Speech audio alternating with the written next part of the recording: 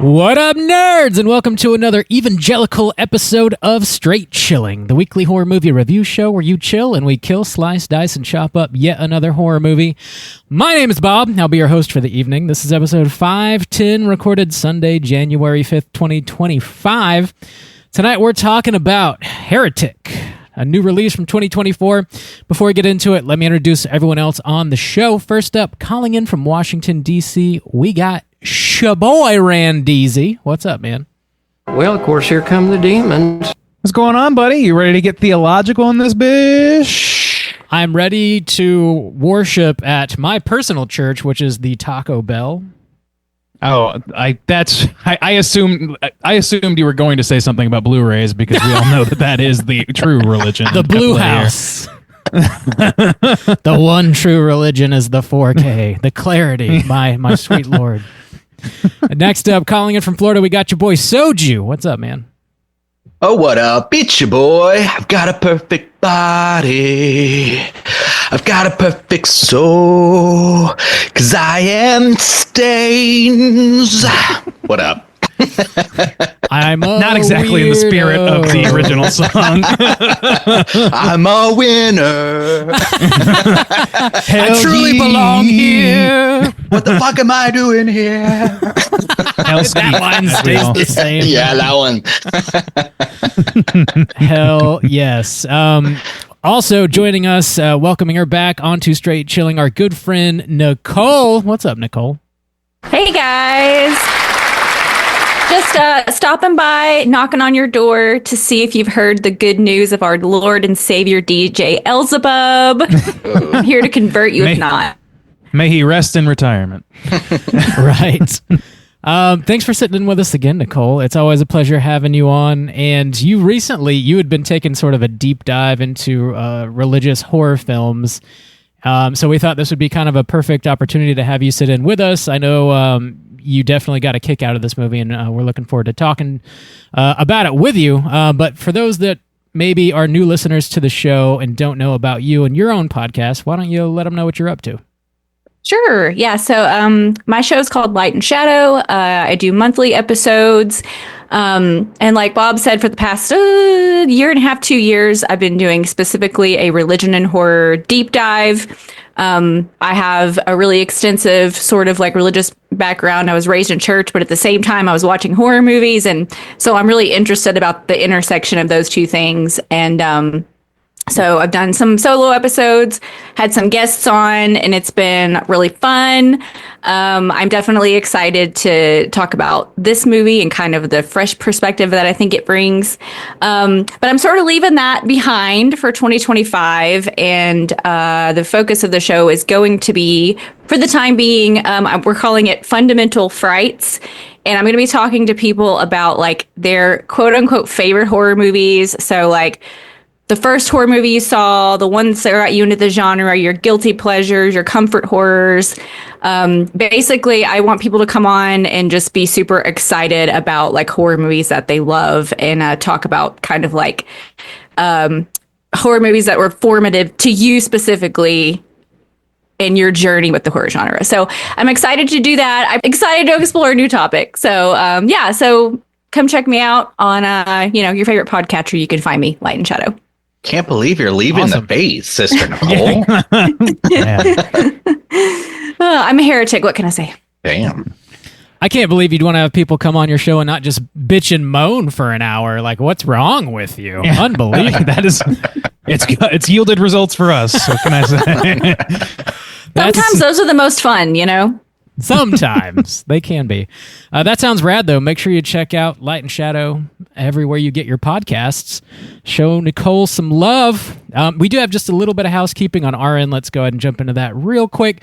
We do have our February poll currently posted on our Patreon website. And if you guys support us at the $5 level or above, you get the chance to vote on a movie we're talking about this February. Theme for February is modern science fiction movies, and the movies you're voting between are Dark City, Signs, and The World's End. Whoa, Bob. How those numbers looking? Hey, we got numbers. We got some numbers. 2025. I know. Let's go. Numbers of 2025. We got them. The World's End sitting at 9%. Not much interest there. Whoa.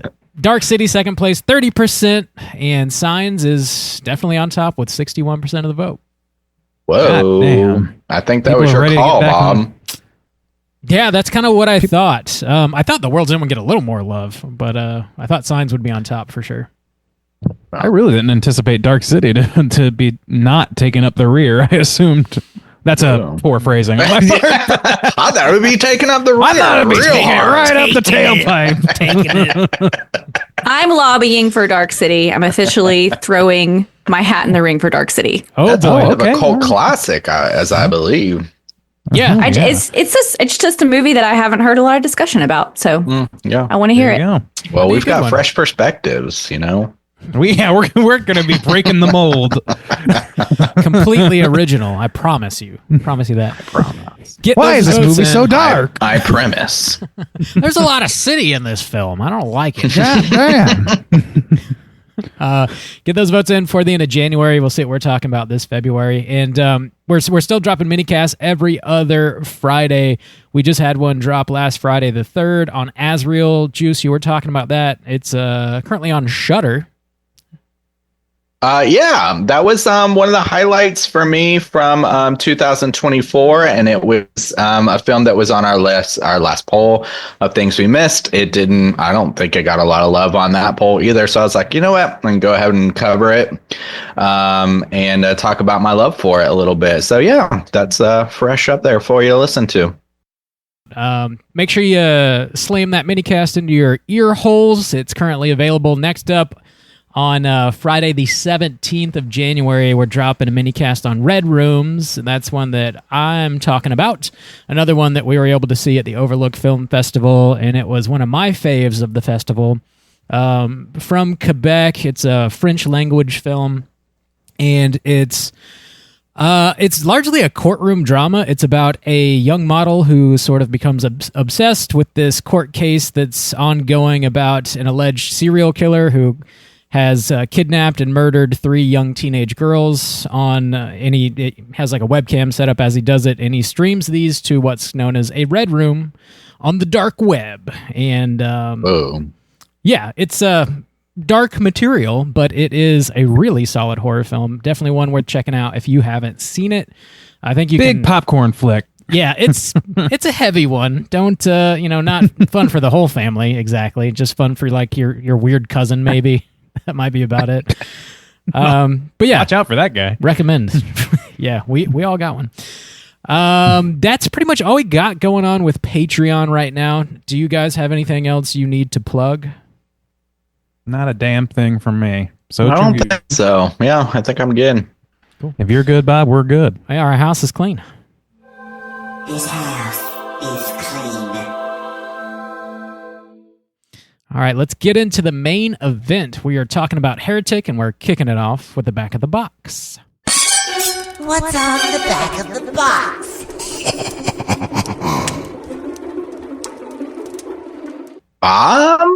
You gonna order this box? Oh, yeah. You can get it. You can get it. You can pre-order Oh, it. do you have it? Oh, yeah. No, I don't have it yet, but you can pre-order it on you can A24's website. I think you can get it like on Amazon too. But they're putting out a nice little edition of it. It comes out in like a month or 2, something like that. Cool. But yeah, Heretic, this was a new release to 2024, rated R with a runtime of 1 hour and 51 minutes. This was written and directed by Scott Beck and Brian Woods. They're co-creators. They work together on quite a few things. I think most famously, they wrote A Quiet Place, but they also directed Haunt, which I think we're all fans of. That's 65 movie, which I've not seen yet. Those are sort of what they're most known for anyways. And then now this. Starring Hugh Grant, Sophie Thatcher, Chloe East. A pretty small cast in this one. And also a surprising little cameo from Topher Grace popping up here, which was kind of nice. Oh, yeah. There. Plot synopsis brought to you by IMDb is as follows. 2 young religious women are drawn into a game of cat and mouse in the house of a strange man. We've obviously seen this movie before, but it is a new release, so would you recommend folks check this one out at home? Nicole, why don't you kick us off? Yeah, Absolutely. To me, this felt like a really original story, like something I hadn't quite seen before. I think it has really great tension, and it kind of goes beyond some of the religion and horror tropes that we've seen before. So I absolutely recommend it to any horror fan. Awesome. Randy, what about you? Yeah, I mean, I'll second that. You get a lot of cult films. You get a lot of movies that touch on horror, on religion and horror. A lot of Catholic horror films in the genre, but you don't get many that just like so directly talk about the issue at hand and do it very effectively. So, yeah, I'd recommend to any horror fan. I think that it actually has probably some tendrils that go beyond that subset as well. Cool. Juice, what about you? I actually don't know. I'm really kind of conflicted about this film, to be honest. Definitely more than it sounds like everybody else. And as of right now, I would say that it's not a must-watch horror film for me for 2024. But like, I wouldn't sway anybody either. Like, it's not one I would say like you got to rush, you got to see it. You know, it's not like a Substance or like, oh my God, you got to check this wild shit out. But it's like a curious one, and I'm definitely interested to have the conversation today. But as of right now, I don't think it's like a must watch for me, but an okay watch, I guess. Bob, how about you? Would you recommend people check this one out? Yeah, I'd recommend it, but maybe wait for it to hit streaming. I don't know that you need to like rent it or buy it outright necessarily. But yeah, I think it's worth checking out for sure. Sounds like maybe a medium to loose recommend. I don't know. A recommendation, yeah. Check it out. Sounds like a general recommendation. I think so. Put it on your television now. But we are going to be spoiling this movie, and here comes your warning.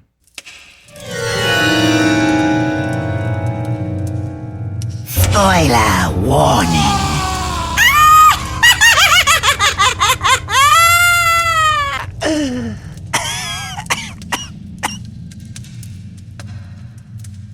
Whoa, Bob. You got that plot synopsis? Whoa. Does it include the history of the Mormon church? Hey, does it? Oh, Hello, would you like to change religions? I have a free book written by Jesus. Oh, that's why Randy was looking for bumps this weekend. I see. He's a bump boy. Not me.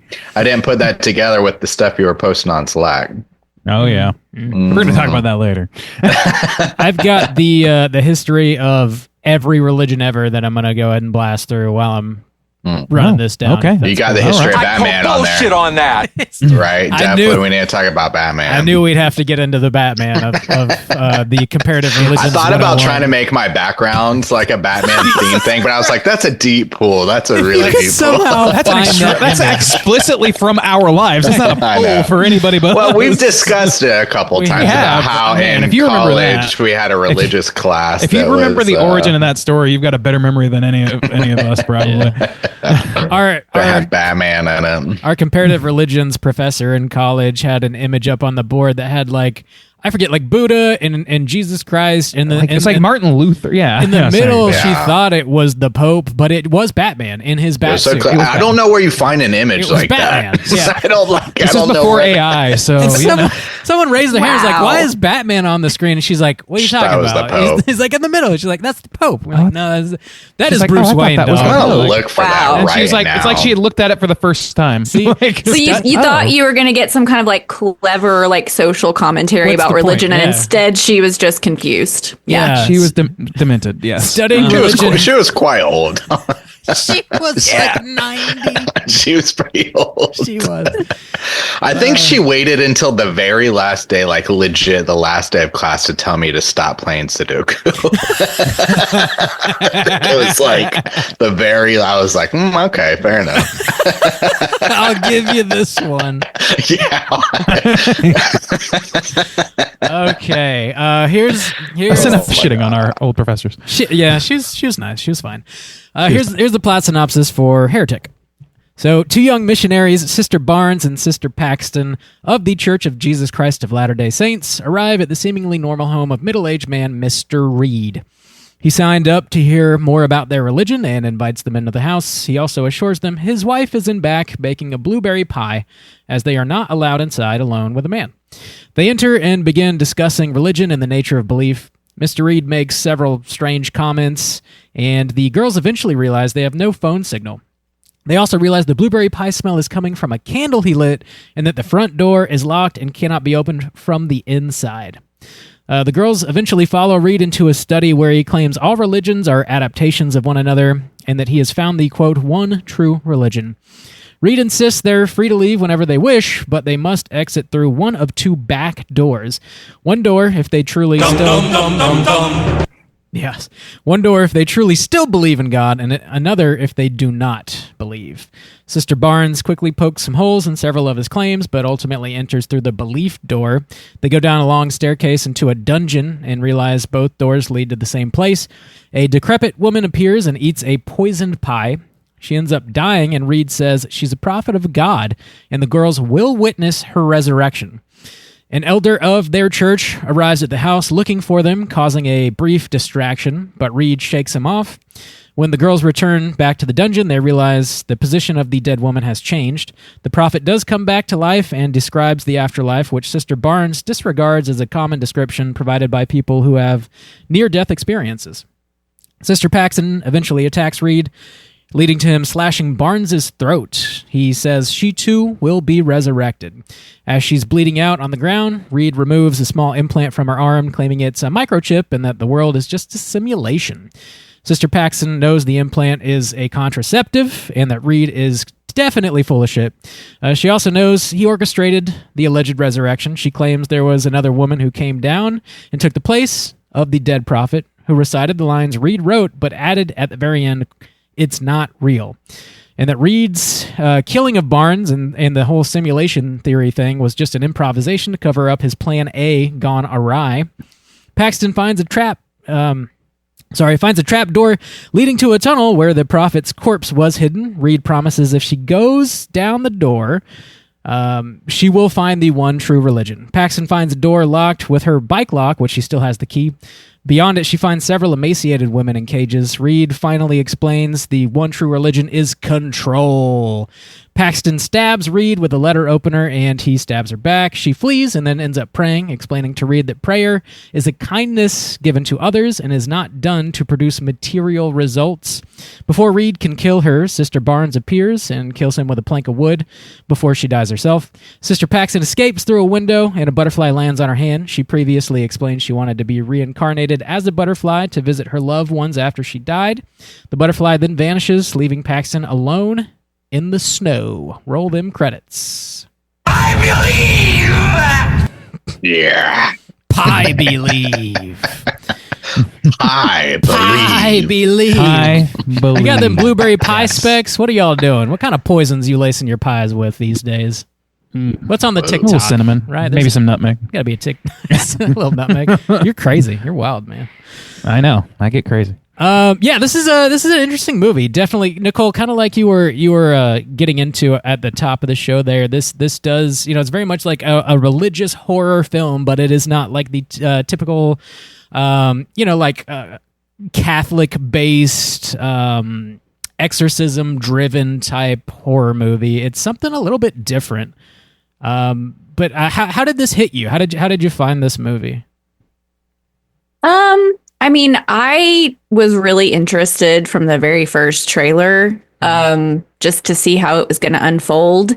And very clearly, I mean, it's going to be a movie about like challenging faith ideas. That's like very much on the surface, and you just never know what you're going to get from those movies. And I was really interested just to see, like, okay, is this basically going to be a like religion bad, just organized religion bad? Or is it going to have more to say? And so I personally was like delighted by the fact that I feel like they did go further than that. That was sort of the initial setup with him questioning them. And, he had his arguments, and it's kind of stuff that we've all heard before. But I felt that, that was probably maybe the first quarter or half of the movie. And then I was really impressed by the complexity of both the two missionaries and his character. And I just didn't know, beyond like the halfway point, I was just like, okay, where are we going? Like, I'm interested. I feel like we're doing more work. We're digging a little deeper. So, so that really pleased me quite a bit. Regardless of the outcome, I was happy that I felt like they did more work to like say something deeper. Yeah, it wasn't quite just black and white. I think on my first watch, I received it a little more like a black and white type of situation. Like, it did feel kind of like a comparative religions 101, and it's like, yes, religion is used for control, and like that's the point of the movie. But on a second watch, I think I did find Reed's character a little more complex at the end of the movie when he realizes that he is actually facing his own mortality. Finally, he asks for prayer. Like, he apparently, is a non-believer. He's studied everything, he knows everything, but still at the end of the day, when you're bleeding out on the ground, you want to have the comfort of believing something is in front of you and not just nothingness.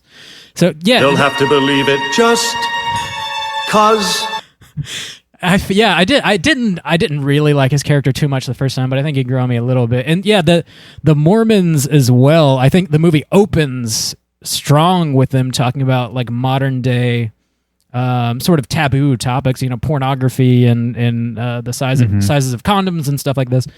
And I think they were handled in a better way than Reed overall. But still, it's I think there are some depth to all of the characters here, and I found that refreshing and maybe not what I was anticipating before going into the movie. I definitely didn't think I was going to hear some Mormons talk about giant condoms and like watching someone sold their body in a porno or like crazy shit.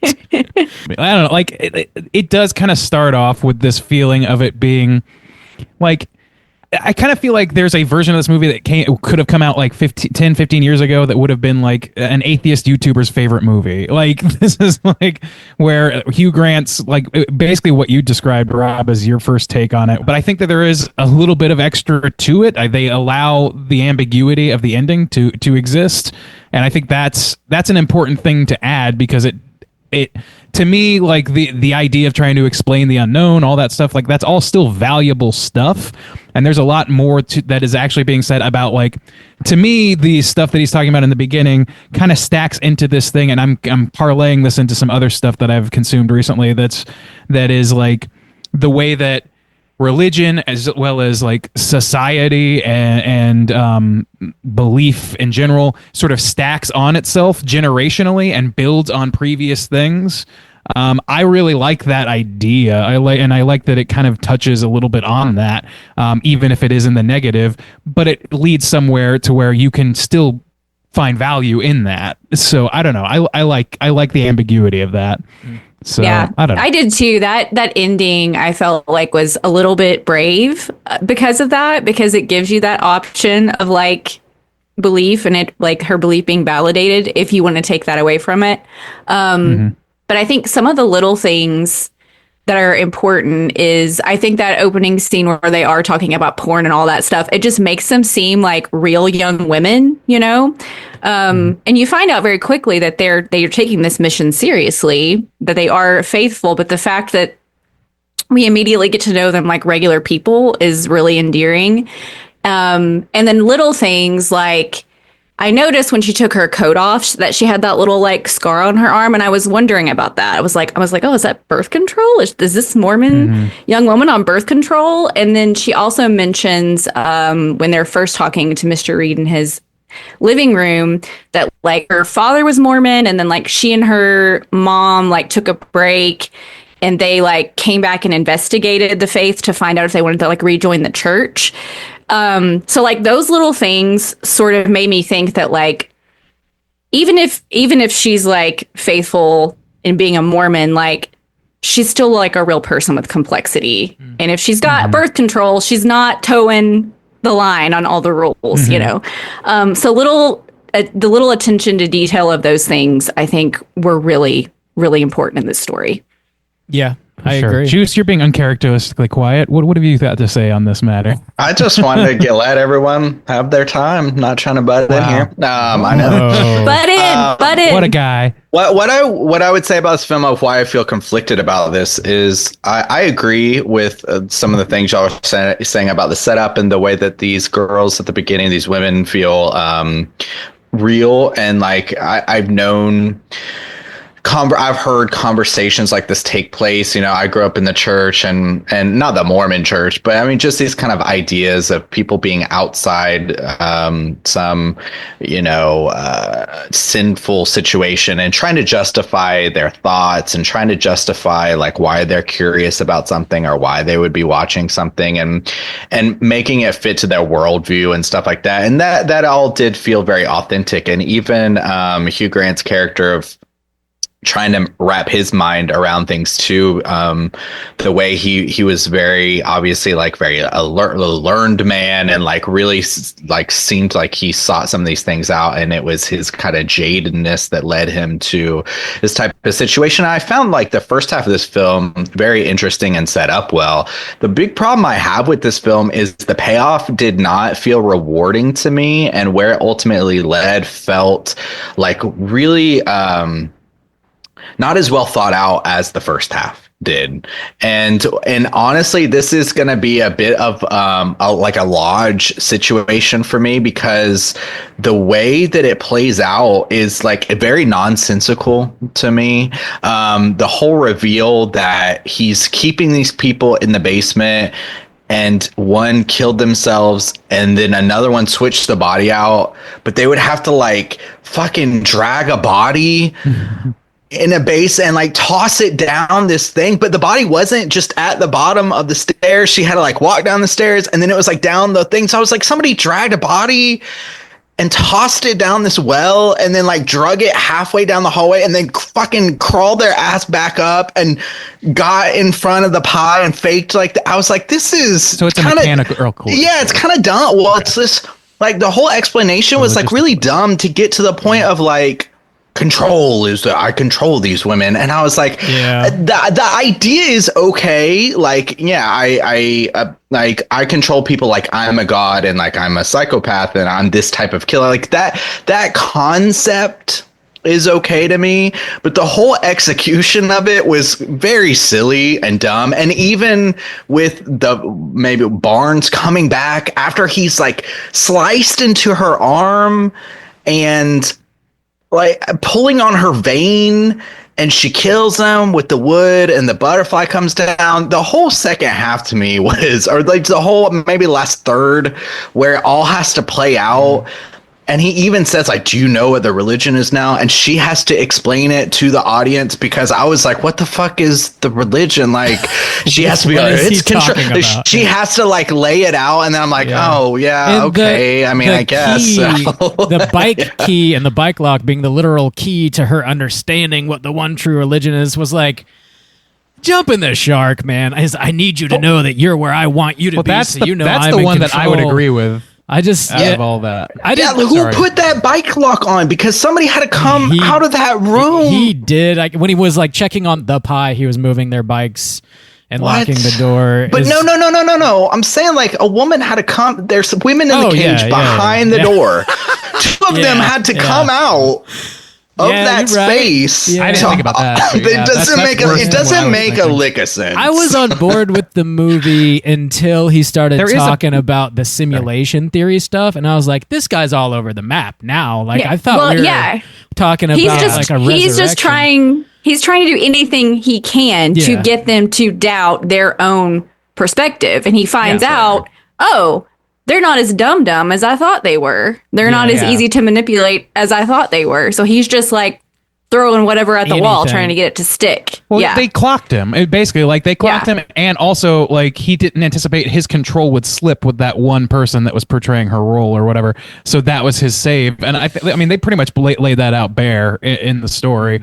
So I was okay with all that. You make it compelling. Like I didn't like the bike lock thing in particular, just because it felt like, I don't know, like it was a logistical issue for me, but I didn't even think about the women having to get in and out of there too. So yeah, there's an extra layer of that. I guess I could see that argument. It's just so but, like, the conceit silly, of it, you know. It's But when it comes very to, like, silly. for a movie that starts off like feeling very well written. I feel like the second half of the movie is not nearly as well written as like maybe the writers think it might be.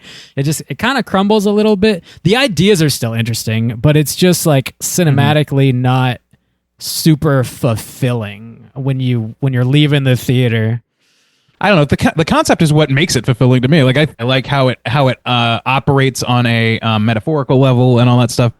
And the logistical stuff, normally that stuff would get under my skin as well. I guess it just, like, I didn't clock some of it, and also I was more engaged with the other stuff. So for me, it's very fulfilling. Like, I felt like the ending worked really well, and like we were talking about, like with the butterfly and her, like, Barnes coming back to life or whatever. Well, that's part of the ambiguity. Like, we don't know that happened. Like, to me, it was pretty well intimated that might just be like an out of body, like a Jacob's Ladder, last moments of your life flash. She's bleeding out. Like a prayer fulfilled as she's bleeding out. Like, we don't know, and that's kind of like, that ambiguity is like the point of the movie. is that, like, people are gonna make the choices they make. They're gonna believe what they need to believe in order to get by through whatever they're going through. It's gonna be stacked on things. It's gonna have to contort itself to what's going on to them, maybe. But maybe it did happen, and in which case the faith is real, and in which case it's magical reasoning, and you'd have to be able to buy that. Sure, maybe she's reincarnated as a butterfly because it's magical thinking. Mm-hmm. I guess that's kind of my problem too, is Hugh Grant is, like, right in a sense. I mean, his whole setup of religion is not right, but it sounds so. I mean, I guess the whole problem is, like, at the end of the day, I mean, she even says, "Oh, prayer, it doesn't do anything. I'm not, like, asking for material things." But I mean, these women are there to, like, defend polygamy in a sense, and, like, the arguments he gives against religion, like, are, like, sound in a lot of ways. What I ultimately took away from this movie as being the point is not necessarily what Hugh Grant is saying. With, like, the first time I watched it, I kind of thought it was. It's like, you know, religion, equal control, the movie. On the second watch, I feel like, and again, like, this is really, like, driven home, I think, with the complex nature of these two young Mormon girls, and it's like this having faith, but also being willing to have a certain flexibility within it, because he proves, you know, by, like, running his mouth for the first hour of this movie that religion is a man-made thing. It is filtered through man, thus it's going to be fallible. So you have to be able to have some flexibility therein. It's got to be, like, it can't be all religion all the time. Everything in this book is 100% correct. And you definitely can't be, like, the nihilistic person that Reed is, even though he's also, like, a psychopathic serial killer, which I think sort of, like, dilutes the message of this movie as I'm receiving it anyways. But it's not one or the other, because both are very, like, unhealthy, I think. But some sort of happy medium. Like Nicole was saying, like, you have to be a real human being. Like, you know, have some flexibility within your ideas and your faith. Yeah, I think that's why I really liked it, because it's not that, like, his arguments are even, like, wrong. It's just that he's missing a lot. Like, she even says at one point, Sister Barnes says, "There's a whole spectrum you're neglecting," and he is missing the point of, like, that's the whole point of, like, faith and religion, and, like, almost every culture in humanity has developed religion for a reason, you know?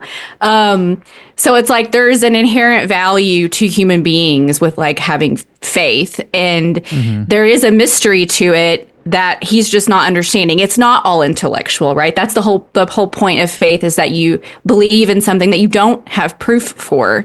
And I think what was great about Sister Barnes and Sister Paxton is that we do get to, like, Sister Barnes says, "Oh yeah, well, a lot of people say this when they have a near-death experience. This is a common scientific thing." So we know that they are not just blindly putting all their eggs in the faith basket, because there are certain things we hear from them along the way that we know they're also practical people to some extent. Whereas he is not a flexible person, probably because he's a psychopath. So to me, that's where the beauty of this movie lies, is sort of in that flexibility, where we're not being given a clear answer one way or the other. We have to think about it for ourselves, which, Randy, you will track with me on this. That's why I love the show Midnight Mass, because it is very fairly harshly critical of organized religion, while also respecting people of genuine faith. It does both. And that's hard to do. And so I think that's why I responded so positively to this movie, because I feel like it does that pretty well. Yeah, I agree with that. I think that was really interesting, the idea that Reed is the inflexible one here. And I think that's true because more than he's a psychopath, it's because he's literally and knowingly playing what he considers to be God. Like he has to be like on the money all the time. And so like the idea that they would be a little bit smarter, or that one of his controlled girls is going to sidestep him or whatever, those are things he has to work around and just has to ignore. So I don't know, like I thought that was pretty interesting. But like I want to like do a quick tangent about something that I like serendipitously just finished this game called Pentiment, which is a little bit of an older game. It's a short indie sort of game that is, and you would maybe like this, Nicole, so I'm going to try not to spoil much, but I don't know if you're into games or what, but like it's in the style, the illustration style of an illuminated manuscript, and it's about a manuscript artist in the 16th century Bavaria who is, it's like a story. It's just straight up a story, and it works its way through two different or multiple times of this person's life, this guy Andres, as he's working in a church in a small town in Bavaria, and all these people there's a murder, and all these people he talks to, he has to investigate the murder, and based on how he talks to people, everything that you say to people can be remembered and will come back up later on is when the time jumps. I didn't even know there was a time jump coming, but like part of the point of that is that it really doesn't matter who the murders get pinned on. It doesn't really matter. Like all what matters is like how you interact with people cascade into the following year, and then you find out things about the town, about like what the things that they worship, the church that's there, about the Roman ruins that it's literally physically built on top of.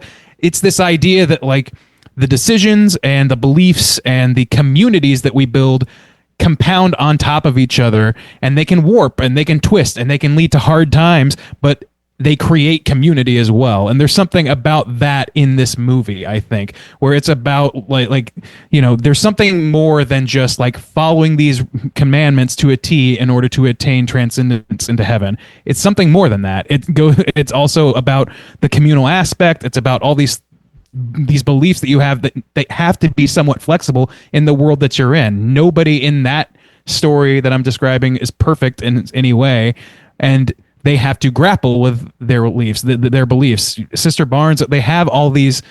Reed approaches them as if they've never confronted these beliefs at all, that they've just blindly followed. But at some point, even though they are doing the very, very good religious student thing of papering over, like looking at porn and stuff, like Justin said, they have confronted some of these things. They've had these debates, at least within themselves, and they've looked up some of the information. At least Sister Barnes has, and she is relaying that to her cohort while also describing why he is pinning too much and underestimating them. I don't know. There's like, I just feel like that sort of gray zone is really, really well represented in these characters, and I like that a lot about it. I like it more as time has passed. I saw this a few months ago, or whenever it came out.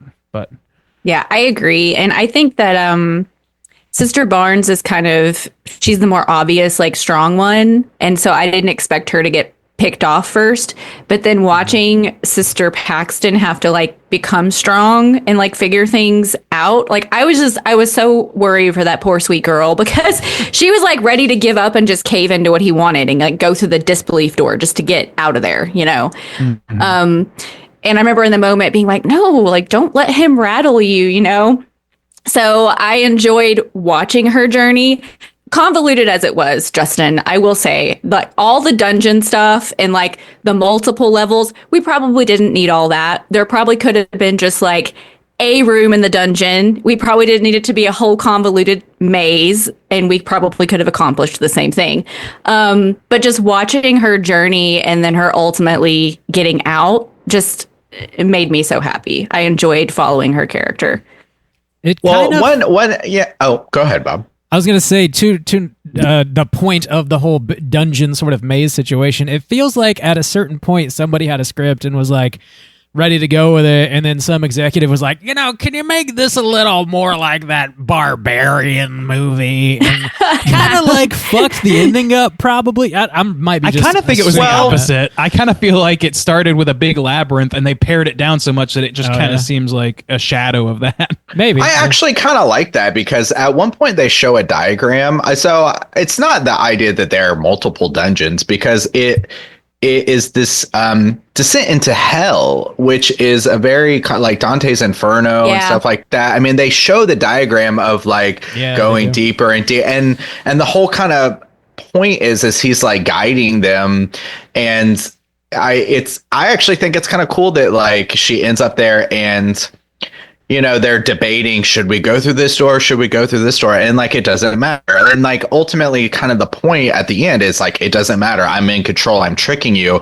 And one thing I do really like about this movie is that it's separate from the whole idea of religion at all, is this man as a killer and what his motivations are, like seeing like Mindhunter so many times and thinking about like somebody who would actually do this. I think there are like moments in here that are really well thought out. And actually, you kind of mentioned it, I think, Nicole, of like Barnes being killed, or maybe Randy did, of that made complete sense to me. I was like, oh my God, that's great. And I only watched it one time, but I'm like, it was just like 2 days ago, and I'm specifically remembering these scenes where he's like specifically watching her, and he is deciding which one is the stronger one and which one is the more defiant one, so that he can kill her to keep the weaker one, to keep the one that's more easy to manipulate. And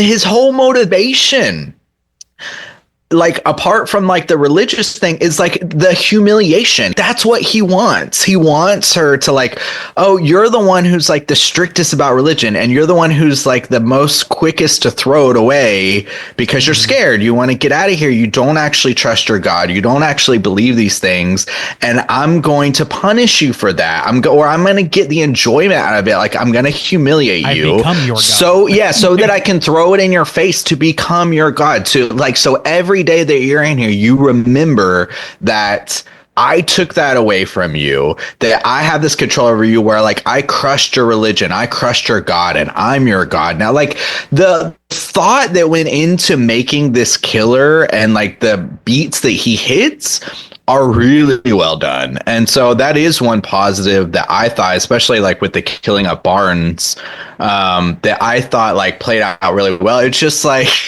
the having to like explain, like, it's so frustrating because the first part is so well set up, and everything that happens after the pie situation just feels so silly, and I don't get where they fell off on that. I don't know. It's very frustrating. When we finally get to the room where all the women are in cages, like that was like, because we didn't all this time we're trying to figure out. Oh, we're trying to figure out like, oh God, like what is his shtick? Like we know it's like going somewhere, and to me like that was like super hard hitting and satisfying, for lack of a better word. But the fact that it was all women in particular was like even like more of a gut punch, because that's, I mean, let's be honest, a lot of religions mistreat women over men. And so that he was like, whoo, this is dark, but appropriately so. It's dark, but it's another logic problem I have, because I'm pretty sure, like, I'm not 100% sure on this, but he requested that people be sent to the house to talk to him about religion. He's a man, and I'm fairly certain that the church would have sent 2 men. So all of these women are at this man's house Like, what if they were men that showed up to his house? Well, but so a friend of mine who was raised Mormon, she and I were talking about this, and her question was, she was like, who are all these other people? Like, where did they come from? And I assume they're not all Mormon missionaries. Like, he's done this over years and years. And like, of course, the Mormons, like, it's their system to send out missionaries. And he put out an inquiry for it. But like, some evangelical churches do that too. So I think just over the years, he's orchestrated it. So there's probably people from all kinds of religions in there. And they've probably shown up in different ways. He's probably collected them in different ways. So if the Mormon church happened to send him 2 male missionaries, he just probably would have a conversation with them and let them go, you know? He might. And I think that you could kind of wave that away too, as just being like, this is also on top of his ideologies or whatever. This guy, he's also still human. He may think he's God. He may want them to think he's God or to treat him like God. But what he wants might just be young women. So he might not invite the men into the back room. He might turn them away. Sure. Yeah. No, so, I don't have any idea that. To me. Yeah, really, it's the logic of like, this man has collected 10 plus women. And let's just say that every time 2 show up and he always kills one of them, like how he is going through his whole scheme. So he's done this like 20 plus times at this point to collect this amount of women. But I'm pretty sure like every church is different, but it's specifically for the Mormons. I don't think that they, like, as they said at the very beginning, they were very strict and they were like, we can't be in your presence unless a woman's here. I think if a man's name shows up on a list and they know his name, when they show up at his door, they say, hey, Mr. Blah, blah, blah.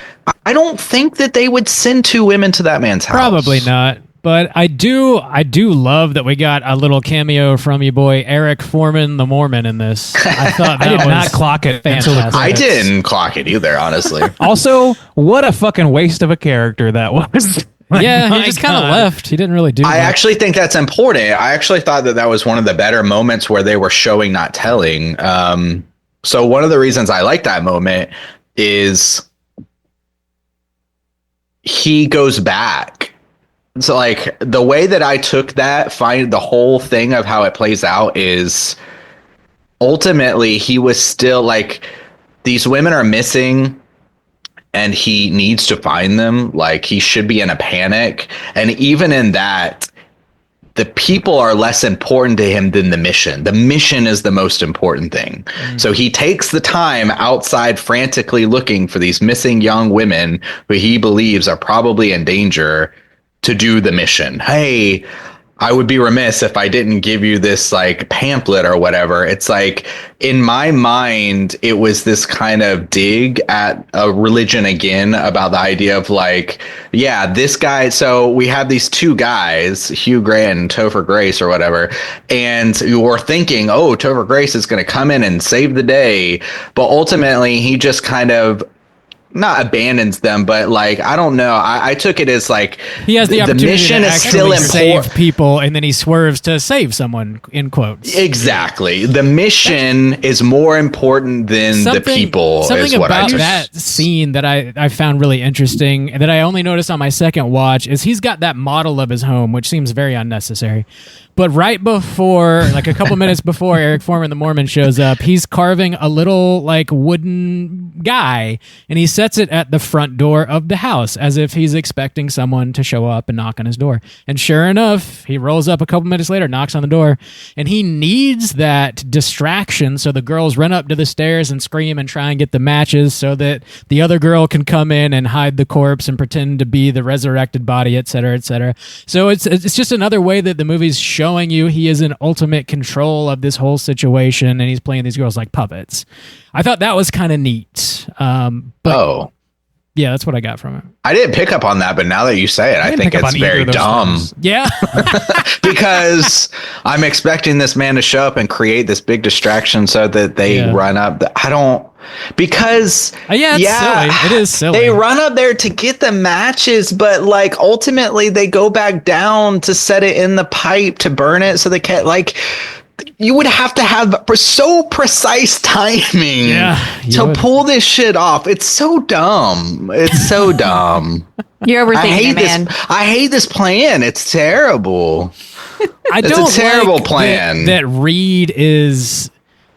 Yeah, maybe he was just always a psychopath, but the way he describes his situation is he studied every religion and he realized that it's all, nonsense, and it's just a variation upon one another, just like Monopoly is, or this Radiohead song, or whatever. He makes all these ridiculous claims, and but because of him not finding any true one religion, it drove him nuts. So he built this crazy house with a dungeon and a cellar, and he comes up with this wild scheme to catch these people and quote study them, and so that he can become a better manipulator. It all just seems a little ridiculous, I mean, Barbarian is about a fucking I don't want to stay because that's. If you remember, I was a lot harsher on Barbarian than everybody was. A lot of comedy in it. It's got its problems, but I don't know, man. I think that if you interrogate a lot of these movies that we review, you can there's a million ways you can parse these things that make them sound silly. There's a reason we do. Yeah, and that's fine. That's fine. You make sure you don't like any movie on this show. Sometimes the logistics bother me, and sometimes they don't. And the times that they don't are when the conceit or when what the movie is saying is strong enough to get me to not think too hard about those things, and this movie does that. So what is this movie trying to say then? So I think that's one of my problems too, is where I was really along for the ride, and I was like, okay, and I do have a problem with the convoluted plan, but also too, at the end of the day, like I was saying, where these women are here to show up and say to in some way defend polygamy and things. So what is this movie trying to say then? Well, what is it? That faith is complex and there are no easy answers. Is that what it says at the end, though? I think so. Yeah. I didn't necessarily take it that way. I mean, that's fine. But it kind of has this spin, not 100%, but the thing it felt like it ultimately said, you can take that and faith is complex, but ultimately the people with the faith win. If you take it at face value, they're in the right. They're the protagonist, and prayer saved them, and their dedication to God saved them at the end. Yeah, see, that's the thing. Is it's up to your interpretation. Yeah. The ambiguity is very key in this case. This is a movie that a lot of movies end on ambiguity, and it's it's just kind of interesting. In this, it's essential that it ends on a note that you cannot define wholesale as being this happened or this happened. You have to choose. You have to choose belief or disbelief. You have to decide whether or not this is a religious experience or the death throes of a dying woman. You have to decide to some degree. Nobody knows, and ain't that scary? The movie. Yeah. And even Hugh Grant, the psychopath killer, as ridiculous as some of his, even he, the guy who gets off on saying, see, Lana Del Rey got in trouble for ripping off Radiohead, who got ripped off for, all these things. He's also asking for prayer at the end. The chips are down. He's dying. He's about to find out the ultimate answer to his questions, and he's scared. He's fucking scared because he's not God. This fucking cruelty he's done to people is ultimately just a way for him to pass the time until this moment. And when he gets there, he asks for prayer. Is that just another way of humiliating her, or is it truly just him being afraid? Again, ambiguous. People are complex, and there's a lot of different ways that religion interact with that complexity. It can be used for good, can be used for ill, it can be rejected for good, it can be rejected for ill, and all the things in between. There's chaotic neutrals and everything else in the world that you can put and apply to the idea of religion. And I think that can be beautiful, and I think that's what the ending is. Whether it happened or not, the butterfly coming, it's a beautiful thought, and it's something that people can adhere to. That's what whatever her name is, the sister who died and who kills Hugh Grant, she says, yeah, what a beautiful thought about that. That's what religion is a beautiful thought about what could be, and adhering to that can improve your life, but adhering to that in the wrong ways or whatever can ruin your life. Mm-hmm. Being uncritical of that belief can ruin your life. So I don't know, that I get a lot of things from this, and it's kind of a prism that you can turn a bunch of different ways, look at a bunch of different ways, but it depends entirely on not being definitive. Yeah. Amen, Brother Randy. Yeah. I guess Reed was ultimately like drove himself nuts because he was unable to, I guess, give himself over to the idea of belief, and that drove him fucking crazy. And that's, I guess, I don't know. I guess you could take whatever you want out of this movie. Because it is so open ended. I think people have gone crazy for that. That's why he's a psychopath, because it's like, well, why can't you just not believe? Like, why does it bother you so much that there are people that exist that believe in something? Like, that's not I don't even think it's that. Yeah, Sorry, I don't even that's think it's just like not a rational thought.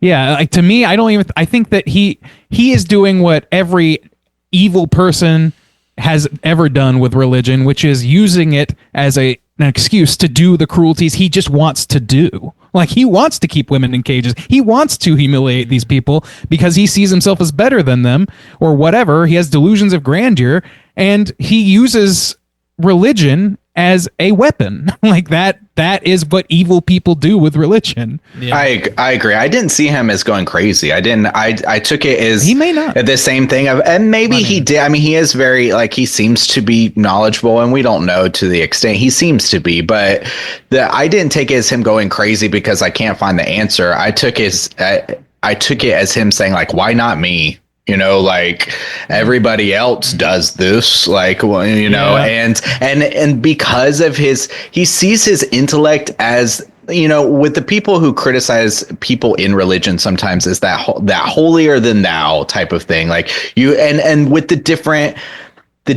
religions of, like, I know the one true way, and it gives you this superiority in some way. Like, I know better than you. He's the same. He's because I know it's fake. Devout, you could say. Yeah, because I know it's you know, bullshit. Then I'm better than you, and so I feel like I can treat you lesser than. He's like taking advantage of what he has come to understand about religion in general. I think I think if he had, like, had any real passing belief in Jesus Christ or whatever, he could just easily just be Jim Jones or some other person in history that has done similarly evil things, or Ed Gein. These fucking people that we call serial killers a lot of times claim to have faith. Faith drives them to it at times, and that faith is corrupted by their insanity or their hidden desires that they can't control, their impulse control issues, any number of factors. So I don't know. I think I love all this talk about religion and all this stuff, but I do want to also talk for a minute about, like, just on a craft level, the casting in this. Casting Hugh Grant as this character is so fucking great. He is so good in this role because his whole thing, whole career has been, like, being Mr. Charming. It'd be like if Tom Hanks, what you need. Like Tom Hanks could have played this role. Yeah, somebody who's like a guy that you, like, couldn't possibly have ill intentions. He has to be that because he has to be able to be the perfect lure for these people. I love that so much. And not just that, like, the girls playing the sisters or the elders or whatever, they are fucking great. Well, I can't think of her name, but the dark-headed girl who's also in Yellow Jackets. I love her in Yellow Jackets. Sophie Thatcher. She was in Sophie Thatcher. Thank you. She was great. She was good in a terrible movie called Boogeyman. She was good enough in that, and I was so happy that she got to be in a movie that was also good. I was very, very happy for her for that. But I also was taken by surprise by the other girl because, like, I was not anticipating Chloe East. I was not anticipating that character coming around to being the central protagonist. Like, the movie really took me by surprise there, and, like, I was very much, like, enamored with this idea. It's like, oh shit, so, like, the one that basically was being led by the nose is now on her own, and it's a brilliant, like, tactical move on this character's part, his part, but on the movie's part, it's just like the sinking feeling I got in that moment, and then watching her rise to the occasion, it really, like, the arc of that character really fucking worked for me. I was so psyched at the end of that movie. I thought Hugh Grant was great. Like, it's like we know that bad things are going to happen. Like, we know this is not a good guy. We know bad things are going to happen, but we still want to trust him, kind of. He's very like sort of charming, and that whole like cat and mouse thing between them, the first 15-20 minutes or whatever, I thought was really well crafted, and like they do what they should do. Like, they come in because they believe his wife is there, and then once they get the bad vibes, they're like, should we leave? Yeah, let's just leave while he's in the other room. And they can't, because a lot of times in horror movies, that's the criticism, is it's like, oh, why didn't they just leave? So I liked that they sort of dismantled that right off the bat, and gave these girls a reason to stay. And then when they should leave, they tried, and they were already trapped. Yeah. Him saying like, oh, there's metal in the walls and the ceilings, I hope you don't mind. And they're like, yeah, whatever, weirdo. Okay. Shrug it off. What a weird thing to say and to also have, huh? That pie is coming. You just got to believe in it. If you believe hard enough, that pie will materialize. Made me want some pie and some Taco Bell. Who doesn't talk about Taco Bell? We got to talk about Taco Bell. I forgot about all the Taco Bell talk in this movie. I mean, Wendy's, not the best. It is Taco Bell. It's got her little run about all the different fast food and like what's the best, I thought was super cute. She had clearly had to put a lot of thought into that before he posed the question. 'Cause she rapid fired through like 9 or 10 burger chains. Who doesn't have an opinion about fast food, though? I mean, in America, we're Americans. Kentucky Fried Chicken and Pizza Hut, McDonald's. Like, we know this shit back to front. My sacrament is the Baja Blast. Let me get low. My Lord. Let me get low.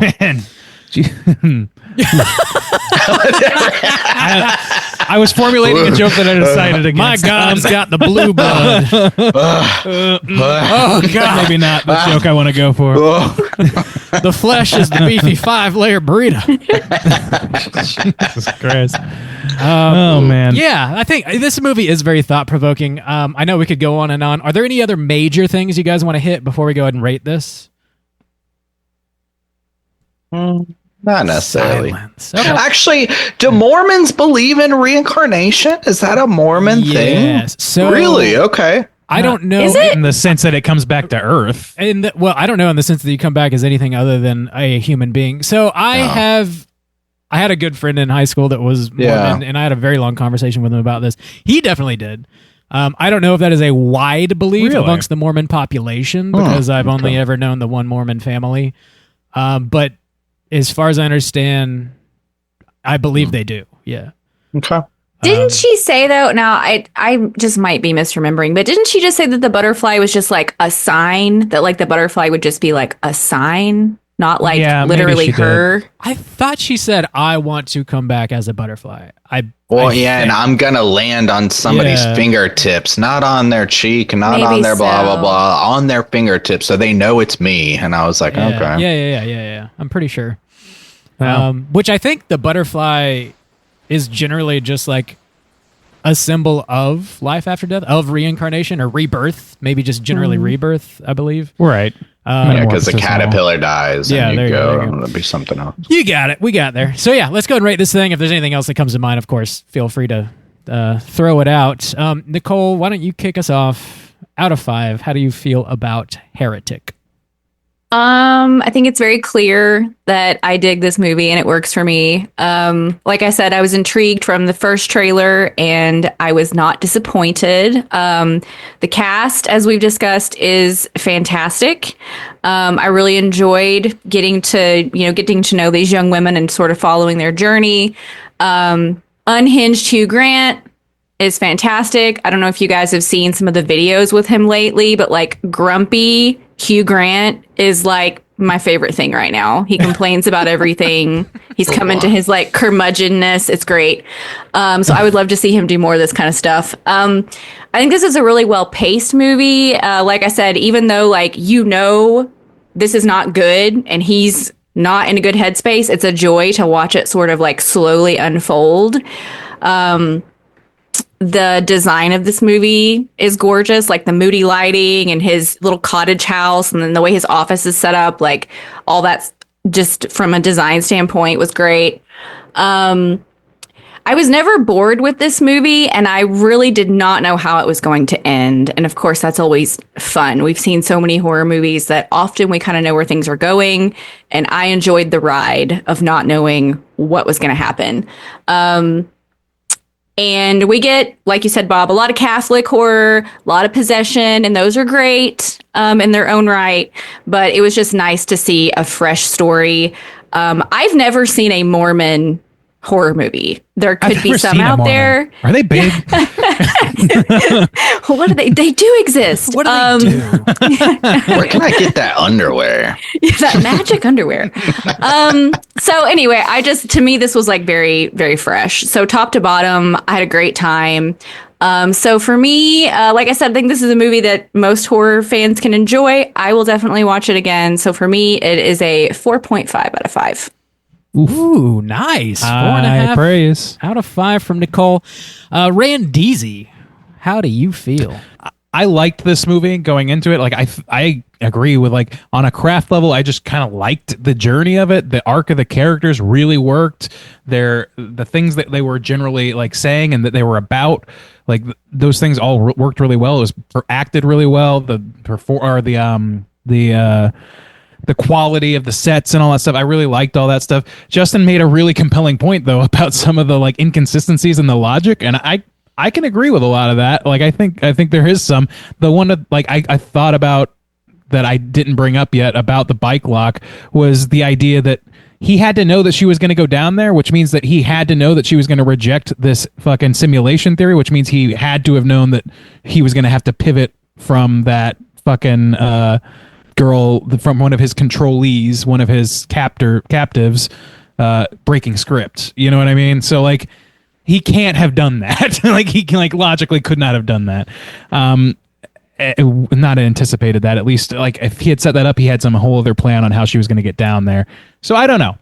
There's something to be said about that, and I think that does. I can look past that, I think, for myself, because I'm so enamored with like the conversation at the center of this whole thing, and getting to look at it all these different ways. Those sort of like meaty moments that you actually get to dig your teeth into and talk about and think about, and addressing these big fucking questions through a silly horror movie is always a plus for me. So I can look past them. However, it would be stronger if they had adhered to standard like reality as well while doing so, at least in those moments. At the end, I'm not so bothered because that's where the ambiguity comes into play. So yeah, anyway, all that said, I really, really like this movie. I do see what Justin had to say about that, and I do agree with it. I think I'm going to go with a 4. I'm going to go with a 4.25. I'm not quite at a 4.5. I do think that there are some lulls in action here that I was like not necessarily on pins and needles for. I was more just like a little confused. I agree that like him bring her down saying, "Do you know what the religion is yet?" I was with Justin where I was like, I don't know what is she supposed to say? Like, I don't know exactly. I get like he's fucked and he's like just fucking with them, but to what end? And it's about control. Okay, yeah, that makes sense. But it's the fact that she got there before me after showing the entire movie that she was not on the ball for the most part, logically.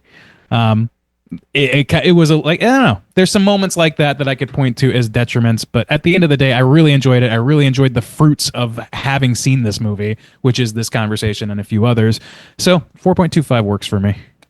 Room to grow. 4.25 from Randeezy. Juice, how do you feel?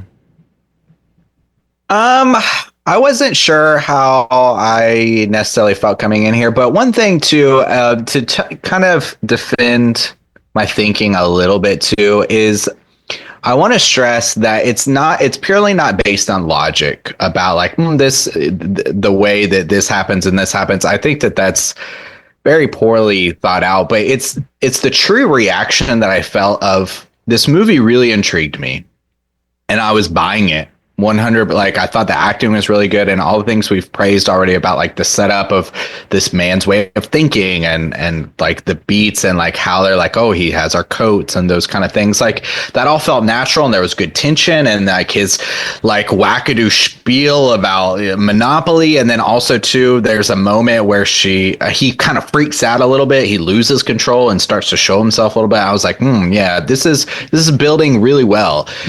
But the thing I can't deny at all is being so invested in this film more than halfway through, and then once it started to fail, my true feeling was just disappointment. Like, each new beat that kept happening once they kind of went into the dungeon was just disappointment. Everything that they tried to pay off for me didn't feel rewarding to me. And then the ultimate message at the end, like the whole, it's so tropey. She's not really dead. She's alive, and she's going to save the day. And then she's going to, it's like, if this were an action movie, like, it feels so tropey and silly. And yeah, like, with such good dialogue that they set up so well, the fact that she has to go down there and then reveal the plan to the watcher, like to us, the viewer, and like spell it out for you is bad. It's just craft wise, it's not good to have to do that.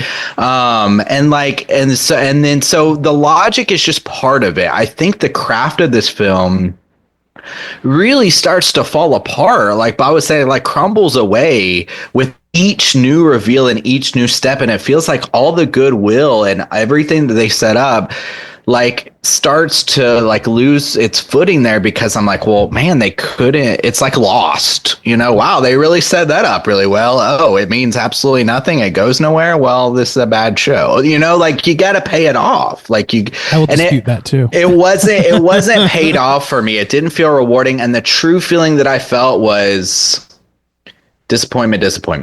So what I will say is, like, a lot of it was well thought out and was intriguing. The killer itself, I think, is probably the best part, and the acting is really good. So, the casting and the acting is really good. I think the last third of this movie is like very tropey and kills a lot of it for me, honestly. And the logic is very ridiculous. And I can wave some of that away if ultimately I felt the ending was rewarding, but I didn't. So I think I'm gonna put this one at a 3. I'm not as hot. You know how I know I like this movie is I'm feeling knee-jerk defensiveness right now. That's how I know I'm on this movie's side. Leave it alone. How dare you have your own thoughts? God damn you! How dare you not feel I am the your same? God. You have my Called me a dick! Damn. Bob, out of 5, where are you gonna rate this one? Are you a believer or a non-believer? I think I'm a little closer on the juice side of things here. I think the Reed character is interesting, but the ideas are just not fully explored. And I don't think his character is really well explored either, or maybe just not well like shown on screen. There's like this movie being about religion and control is like an interesting concept for a movie, but it feels like kind of one-sided. Like, religion, a lot of people like are seeking religion to feel like they are in control of their own lives, and the irony in that is you have to give over to believing in something you can't see. You have to relinquish control to feel a little more in control, and like his character ultimately is unwilling to do that, so he goes from religion to religion to religion, trying to find, quote, the one true religion, and he can't do it because he has to be in control all the time. He's unwilling to give himself over to belief. So he decides that he's going to control everyone around him too, and show them that they have, no real control, because their religion is a fabrication built on layers of all these other things that have come centuries before them. And like, I feel like him being in control of these people obviously is like very well explored, but like the psychology behind him, I feel like, is just sort of very loosely tiptoed around, and I want more of it, because it does feel kind of like like my big takeaway the first time I watched this was like, this guy's just full of shit, and like everything he said was kind of interesting until you get down into the dungeon and he starts talking about the simulation theory and how he's in control because he left a key in your jacket, and it's just like he's kind of full of shit and not very interesting.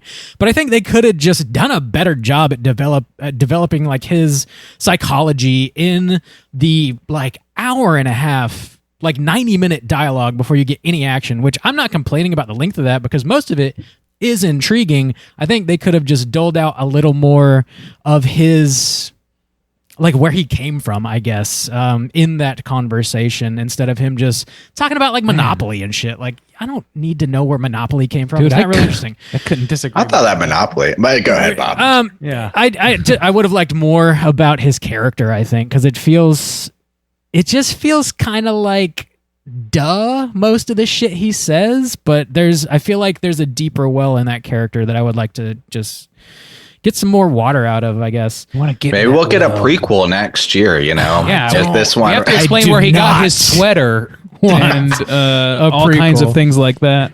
We got to have a Topher Grace sequel trilogy, of course. Yeah, show me that. I'll take more Form in the Mormon.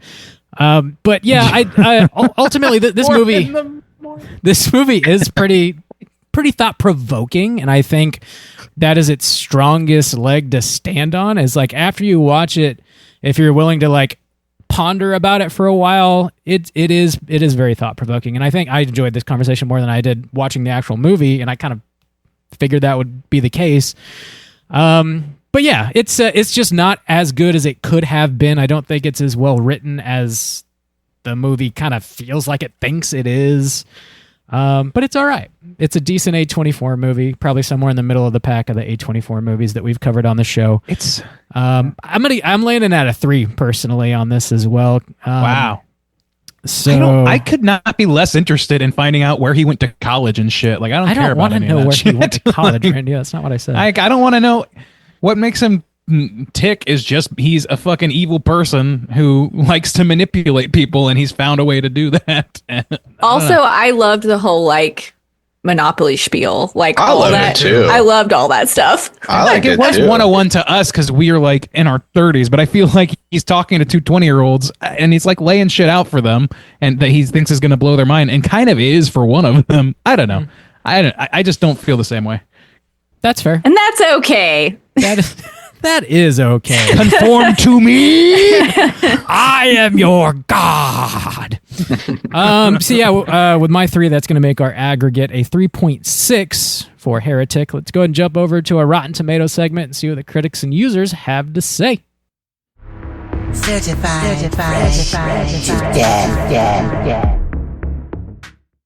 All right, people, here comes the Rotten Tomatoes segment in which I'm going to have you folks guess within the best of your abilities what the aggregate positive score is on RottenTomatoes.com for Heretic, starting with the tomatometer, or the critic score, and then moving on to the poopometer, or the user score. So, starting with our critics, there are 269 reviews counted here. Oh, shit. That seems like a lot. It's a new movie, so they have a good sample size. Is this in theaters, by the way? Did it have a theater run? It was. Okay. Yeah. So let's start with our esteemed guest, Nicole. Out of those 269 reviewers, what percentage would you say are positively moved by this movie? I think 70%.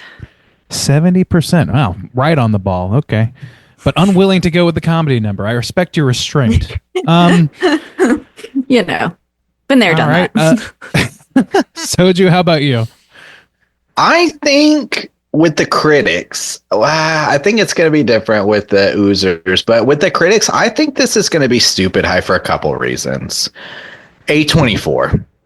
I think that's going to give it this boost. And also, too, I feel like there's, with maybe a younger audience, especially these women being younger, the Hugh Grant aspect, but also, too, of I feel like there's such this harsh push on religion for so long that I feel like there's this kind of cultural shift in a younger generation the other way. Not necessarily like what it was, but like this kind of movie, like I said, it feels kind of weird where these women, they ultimately pray at the end, and like one saves them, and like was prayer. I don't know. I feel like there's this shift back a little bit the other way. And have you talked to people about astrology recently? Holy shit.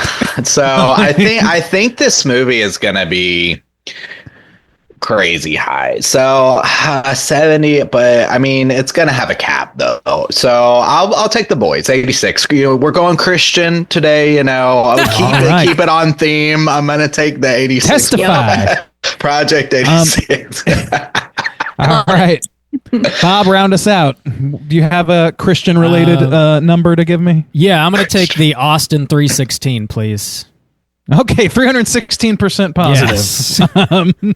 I guess now what are we like going a with? 31.6. No, that's way too low. It's going to be definitely higher than that. I'll just take a 90. Yeah, I think it's going to be high. You should have just gone with Pi, since it's a Pi-centric movie. Damn you say it! 90? Yeah, I'll take a 90, yeah. A 90? All right. Well, fellas, lady, one of you is a single digit away from the correct answer. And that correct answer is 91%. Bob's hauling this one to Bob the bank. snaked it. Yeah. I should have held my logic to myself. I just want to look smart. That's the problem. Cost me the win. That was a motherfucking liar. So you know I ain't worried. Biatch. I convinced Bob to go high. That's what Sister Barnes said in this movie. You know, I'm not worried. That is the ultimate. Yep. That is the ultimate message from Sister Barnes. Elder Barnes. We keep saying sister. It's elder. Is it? Saturday Is it? Saints. No, Yeah. it's sister. I thought In they the were movie, saying they say sister. sister. Yeah. Yeah. In the movie, they say sister. Well, they're probably not elders yet. Yeah. Yeah, I they're think like. everybody's an elder. More missionaries are elders. I don't think so. Like I don't on know, maybe not for IMDb, they're females. listed Maybe I as have it wrong. sister.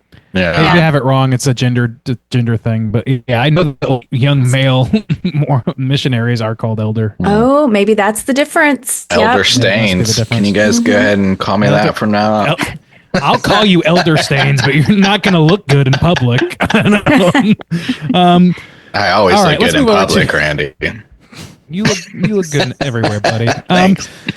Let's go with our poopometer here. There's 1,000+ verified ratings for this film, so a reasonably good sample size. We're gonna go in reverse order. Bob, start us off here. Where do you think they're gonna land? I think it's going to be high again. It seems like most folks really are into this. How high are we going here? I'll take the boys. I'll take 86. Project. Oh! I'll snake the boys. Damn. Juice, you gonna take DC Talk as your answer? Or 5 Iron Frenzy. You can take Carbon? a 5. Ooh, Oh, yeah, take a boys, 5 for now. 5 Iron Frenzy. Oh my god. Can we just detour into Christian music and No. leave this I think I behind? just down. exhausted my reservoir of Christian music knowledge. With numbers in the name. Yeah, I think it's gonna be around like slightly low. God, 91 is really high.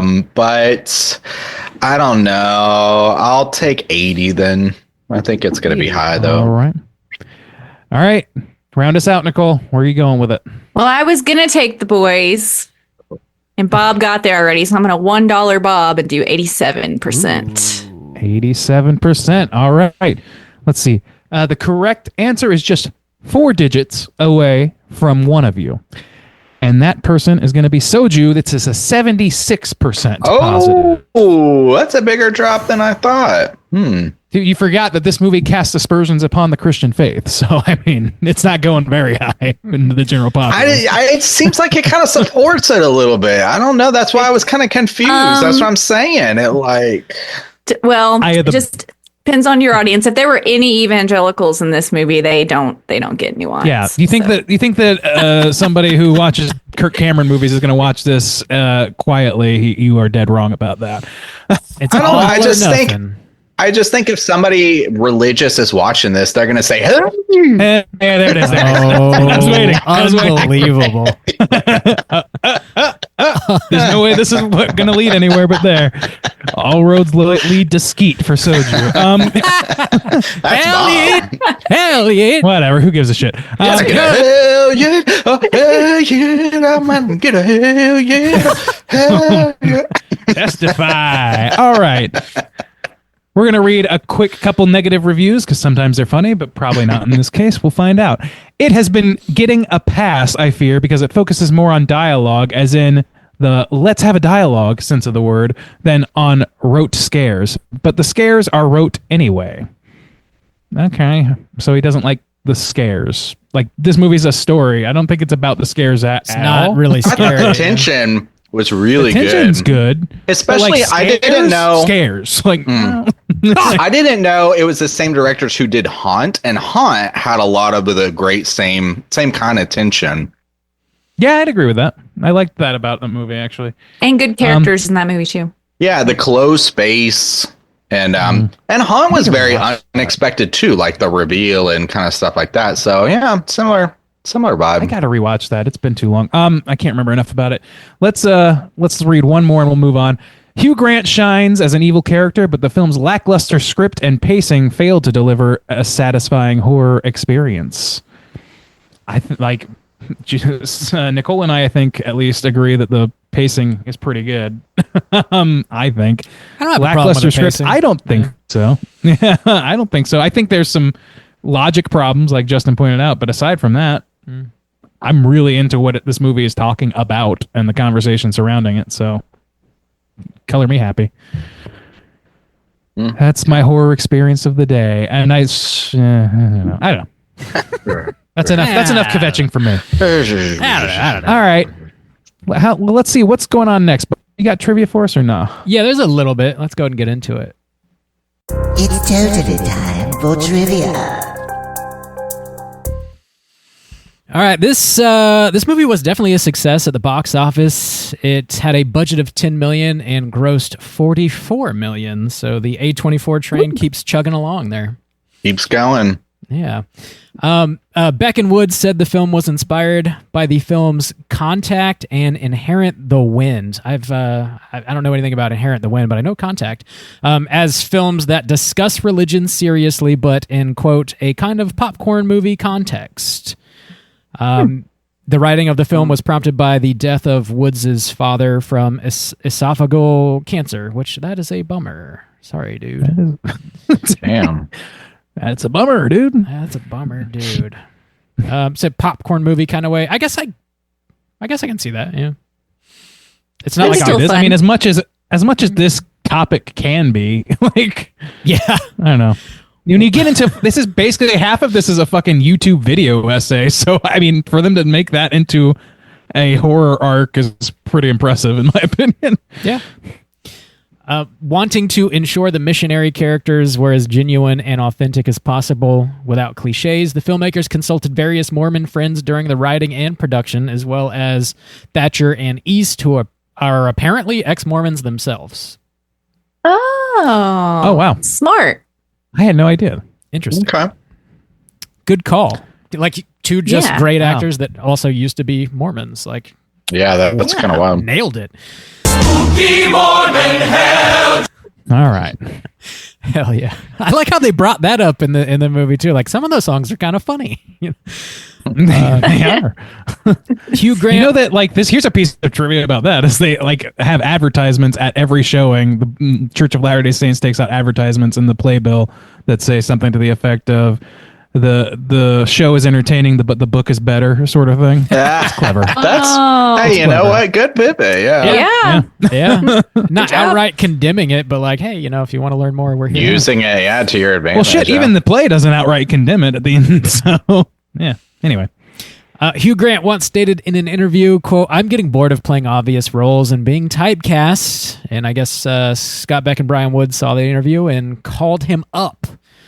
Said, "I got a juicy role for you, Mr. Grant." Whoa. It's a perfect call. It's all about pie. I don't know, man. Like I said, you can't find a better person to be the guy that seems like you should be suspicious of, but you just can't quite be. Like, it's good. Yeah. Last bit I have here, the music at the end credits is performed by Sophie Thatcher, Sister Barnes in the movie, and shit. it's a cover of the 1973 version of Knocking on Heaven's Door, set to the tune of Fade Into You by Mazzy Star, which is just another... I noticed that. I did too. When it first started, I was like, wait, this is supposed to be Fade Into Me, and it's not, and it's confusing. I know. I was like, holy shit. Yeah. Like, I love that fucking song. Plays into the And I was like, iterations man, thing. I wonder if this has some sort of significance. And then it starts playing. I was like, holy shit, they are doing some everything is a remix shit in this movie. God Blowing damn. my mind here. That's another thing that the movie Haunt ends on, like a slow Dragula version of Dragula. Is that so? Yeah. I forget the artist's name. It's his female. That is a cool singer-songwriter. version, though. Yeah. Really good. I can't remember her name though. Forgot about that. Check that shit out. Lissy? Yeah, that's it, Lissy. Yeah. All right, there we go. Thank you, sir. But yeah, that's all the trivia I got. Let's go ahead and jump into our Cooter of the Week. Straight chillin'. Cooter of the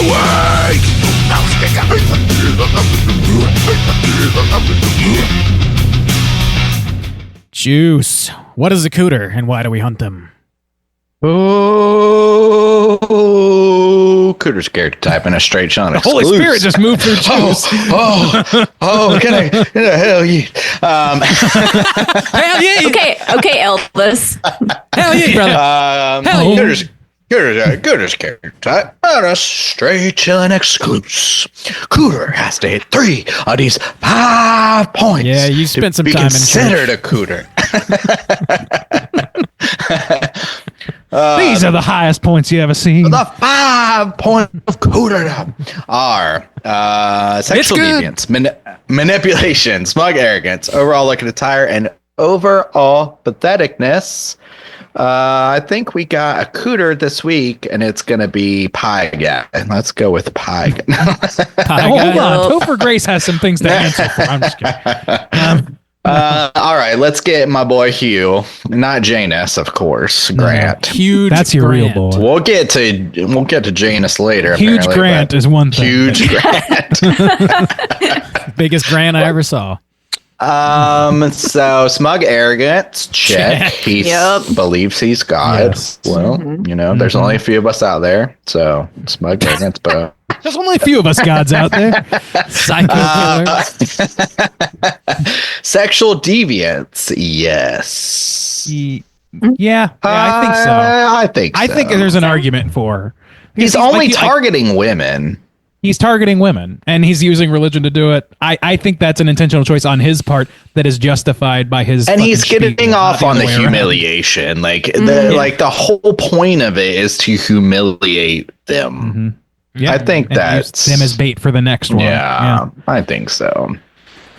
Manipulation. 10 out of 10. I don't know about that one.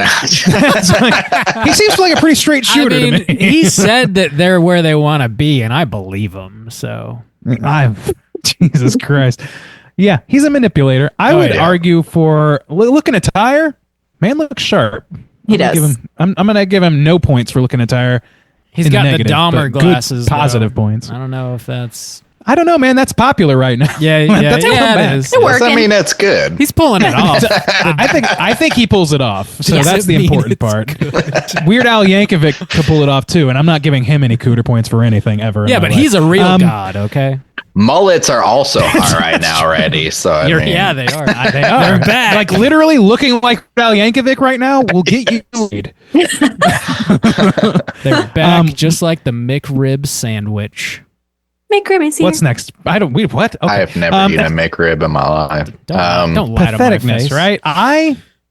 Patheticness. I mean, I feel like Yeah, I'd I say yes. Yeah, for sure. I think it's like a rare case where like somebody who's in complete control throughout the majority of the movie is absolutely pathetic, because this is again to mind just a justification for evil shit. Yeah. And Yeah. that's He's not to me, really like, in complete control, which leads to his downfall. But Yeah. he's a pathetic motherfucker, I think. Yeah. What a desperate existence. Yeah. I live in this cute little cottage house and I have to lure people in and make them feel like idiots. That's what pathetic. a waste of Ugh, that's a lot of energy. I I have to charm fucking 20-year-old girls, 19-year-old girls to come into my house so that I can imprison and kill them. Come on, man. Meanwhile, you Pathetic could just shit. have an actual wife who actually bakes you blueberry pies. Doesn't that sound better? No, no, Yeah, just start a Now you're YouTube talking channel like a crazy. normal Get in the freak. kitchen, wife, and bake me some pies.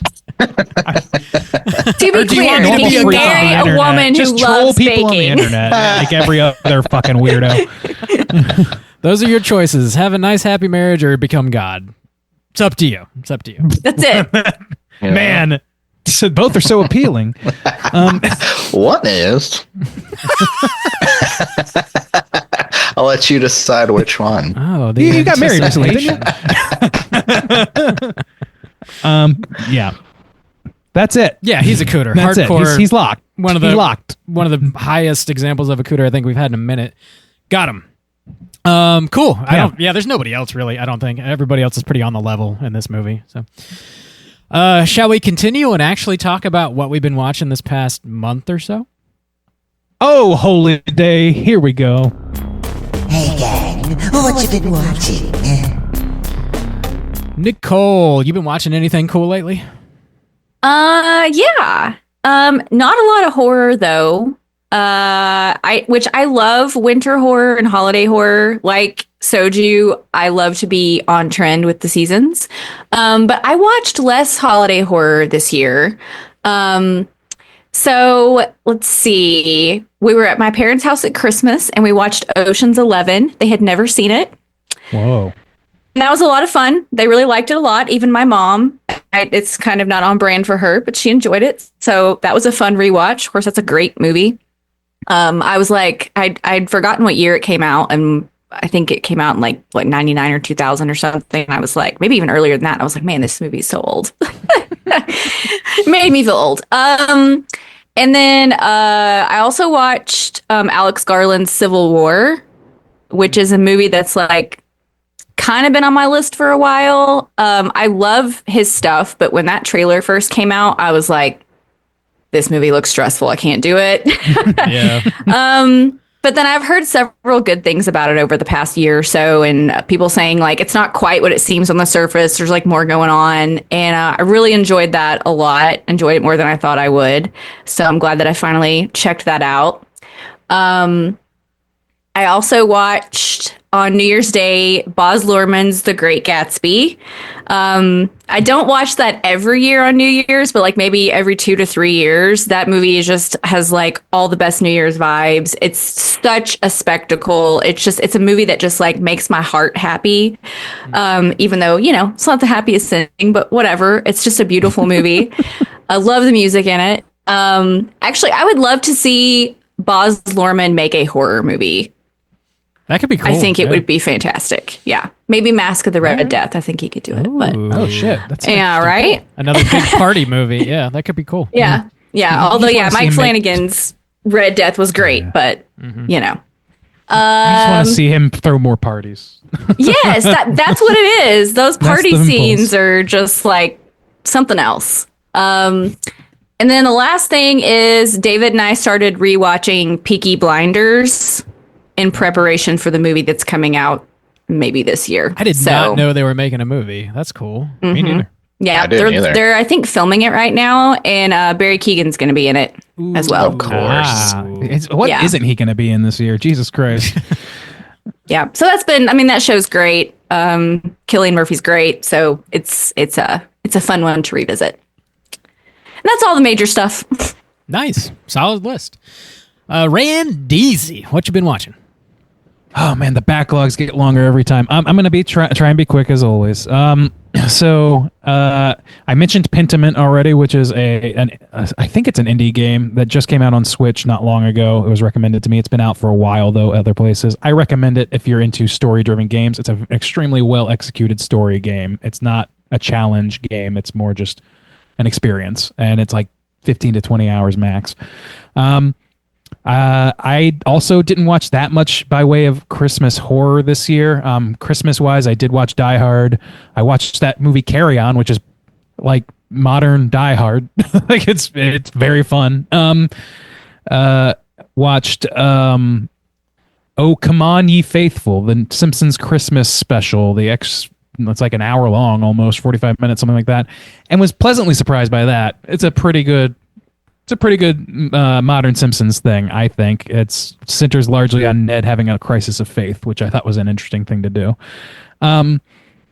Let's see. I've been watching Lost, which I find that I feel like I've been unkind to that for many years without having revisited it. I've been watching like season 4 of Lost. I just jumped in season 4 just to be like, is this as bad as I remember it being? And no, it's not. It's still fun. And they're like actually answering a lot more questions than I gave them credit for. It's pretty fun. It's a good show. Watched a movie called My Old Ass with Aubrey Plaza and other people, which made me weep. It's very melancholic in its way. You saw that? Yeah, I did not expect to just cry. Like, dude, damn. For real, it's fucking something. It is something. Yeah. I recommend it, but only if you're in a contemplative mood as a middle-aged person. Let's see. So I've mentioned the musician Ginger Roots, the musical group Ginger Root before, which I'm a big fan of as of this year. They've been releasing music videos for their new album Shin Bangumi for like 6 months now, and they're all great. And they finally released the last of them, and it basically creates an entire movie. I recommend watching all of them in sequence. It's a lot of fucking fun, and it's a fucking bop after bop. That's my favorite album of the year for sure. Let's see. I read a book called We Used to Live Here, which was recommended to us on our book channel on the Slack, which is a fucking mind bender of some kind haunted house kind of movie. Not movie, book. I liked it a lot, but it is a lot. Also, it's fucking interesting, that book. Watched Wizard of Oz and Wicked with the family. Wizard of Oz is a classic, very silly but fun. Wicked, also kind of very silly but kind of fun. A little overblown, way too fucking long. Let's see, what else? I'm just going to try and end this out. Listen to a whole podcast called Hysterical about these girls in upstate New York who believe that they have some like sudden onset Tourette's-like symptoms and nobody could figure out what it was, and then they started blaming it on this and that or whatever. But it's ultimately about like mass hysteria. It's very fucking interesting. It's a really, really good, relatively short listen. I think it's like 8 episodes of about 40 minutes length each. Recommended. Speak No Evil. Finally got around to that. Good. McAvoy's fucking fun to watch. And then I watched Black Cab with Nick Frost. What a fucking mess that movie is. Holy shit. I was very disappointed, and that's all I can say without feeling like I'm besmirching my boy Nick, but it's not good. There you go. I'm going to round it out. That's it. My boy. What a list. Juice, what you been watching? A lot of things. I don't think I watched really any new Christmas stuff last year I watched so many. So I covered a lot of big ones. But yeah, classic stuff, Elf and, all that. I started watching, I finished season 2 of House of the Dragon, which was good, but slower for sure.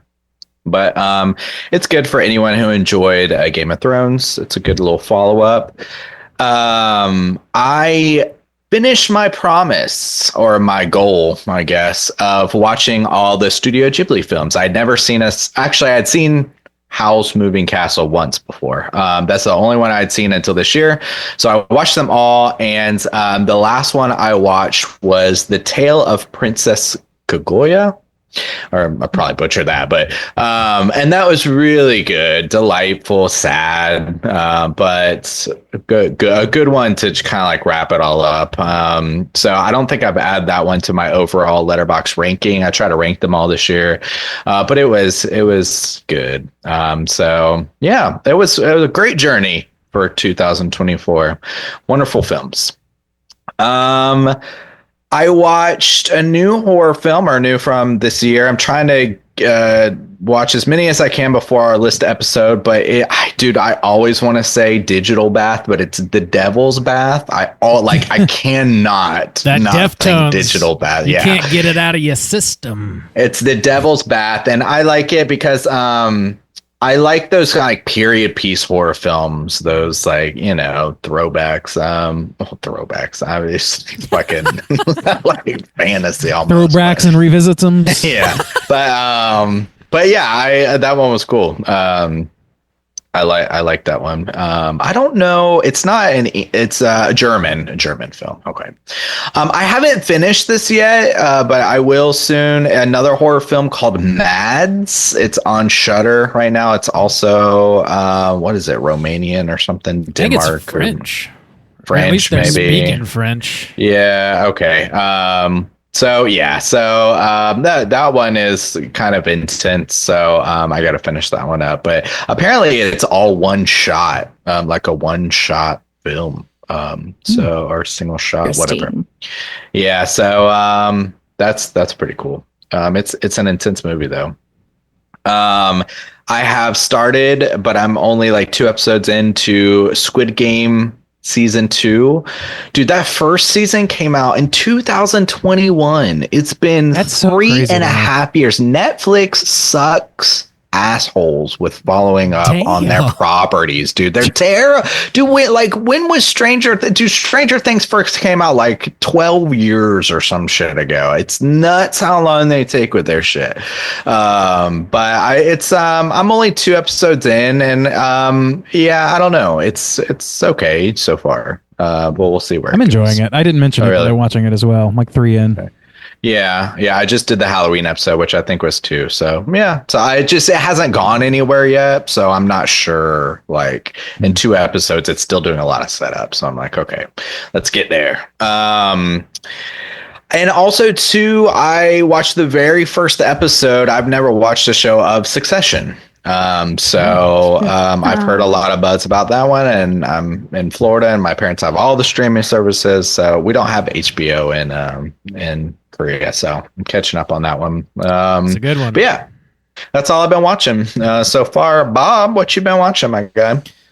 Like you, trying to cram in as many new horror releases as I can before we end up doing our top 10 show. I did watch Mads. It was pretty solid. I don't know if it truly is a oneer, but it's definitely edited that way, and it looks that way for sure. But it's about this probably mid 20-year-old, 25-year-old guy on his birthday gets some drugs and does them and goes out to party, and there's some adverse side effects from those drugs that he got, and crazy stuff happens. On Shudder. Every day, man.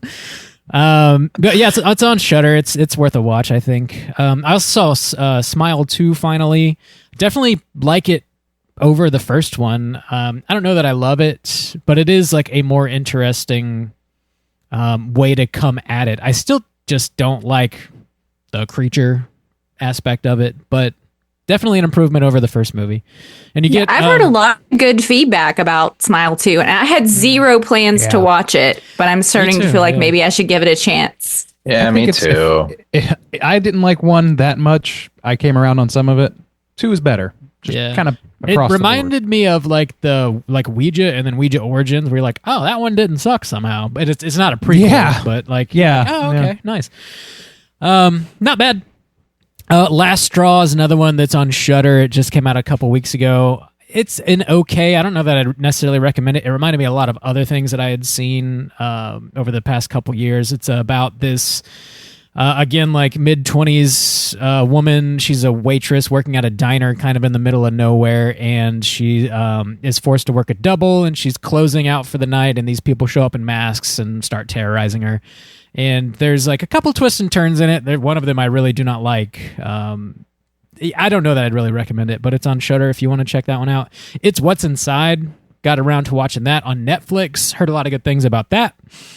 And yeah, that is a fun movie to watch. Yeah. Okay. I need to put that one on the list too. The editing in that movie is like insanity, man. Like it could skate by on that alone. Quality. Yeah, it's worth watching really for the editing alone. I definitely think. About a group of, there's a theme here. Probably late 20s, getting together, a group of friends. They hadn't seen each other for a while.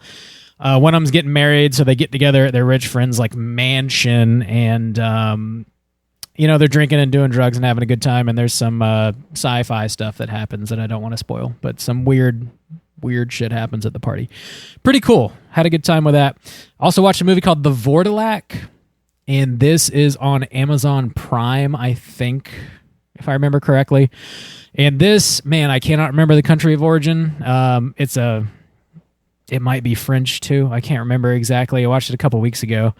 But it's about this family that they believe that their father has become a Vortilac, which is a type of vampire. I'd never heard that word before until this movie.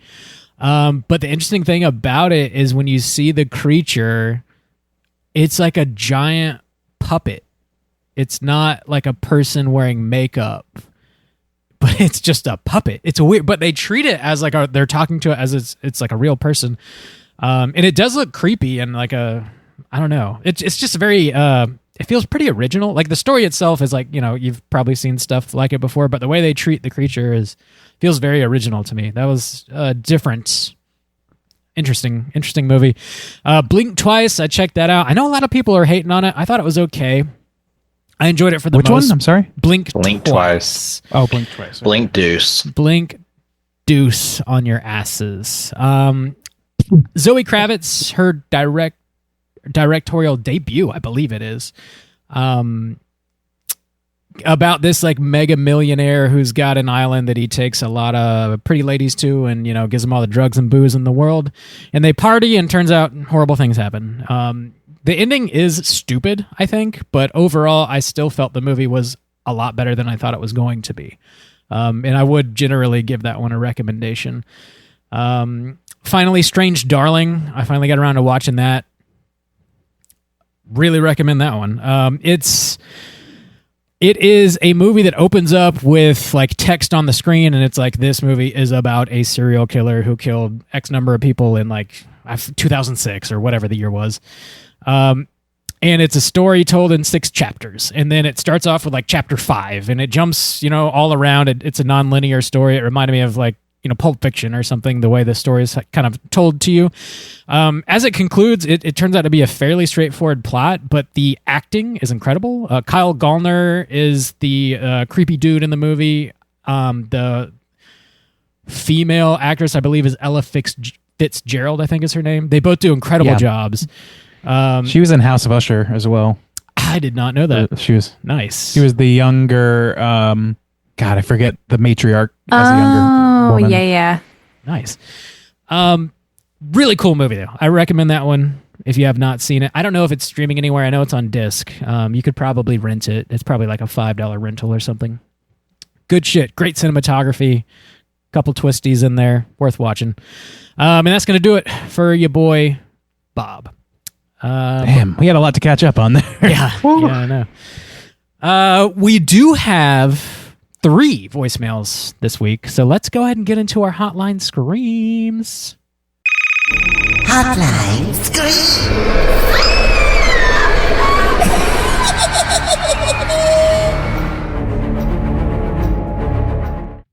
If you guys are listening and would like to call and leave a voicemail to be featured on next week's show, hit us up at 904-638-3231.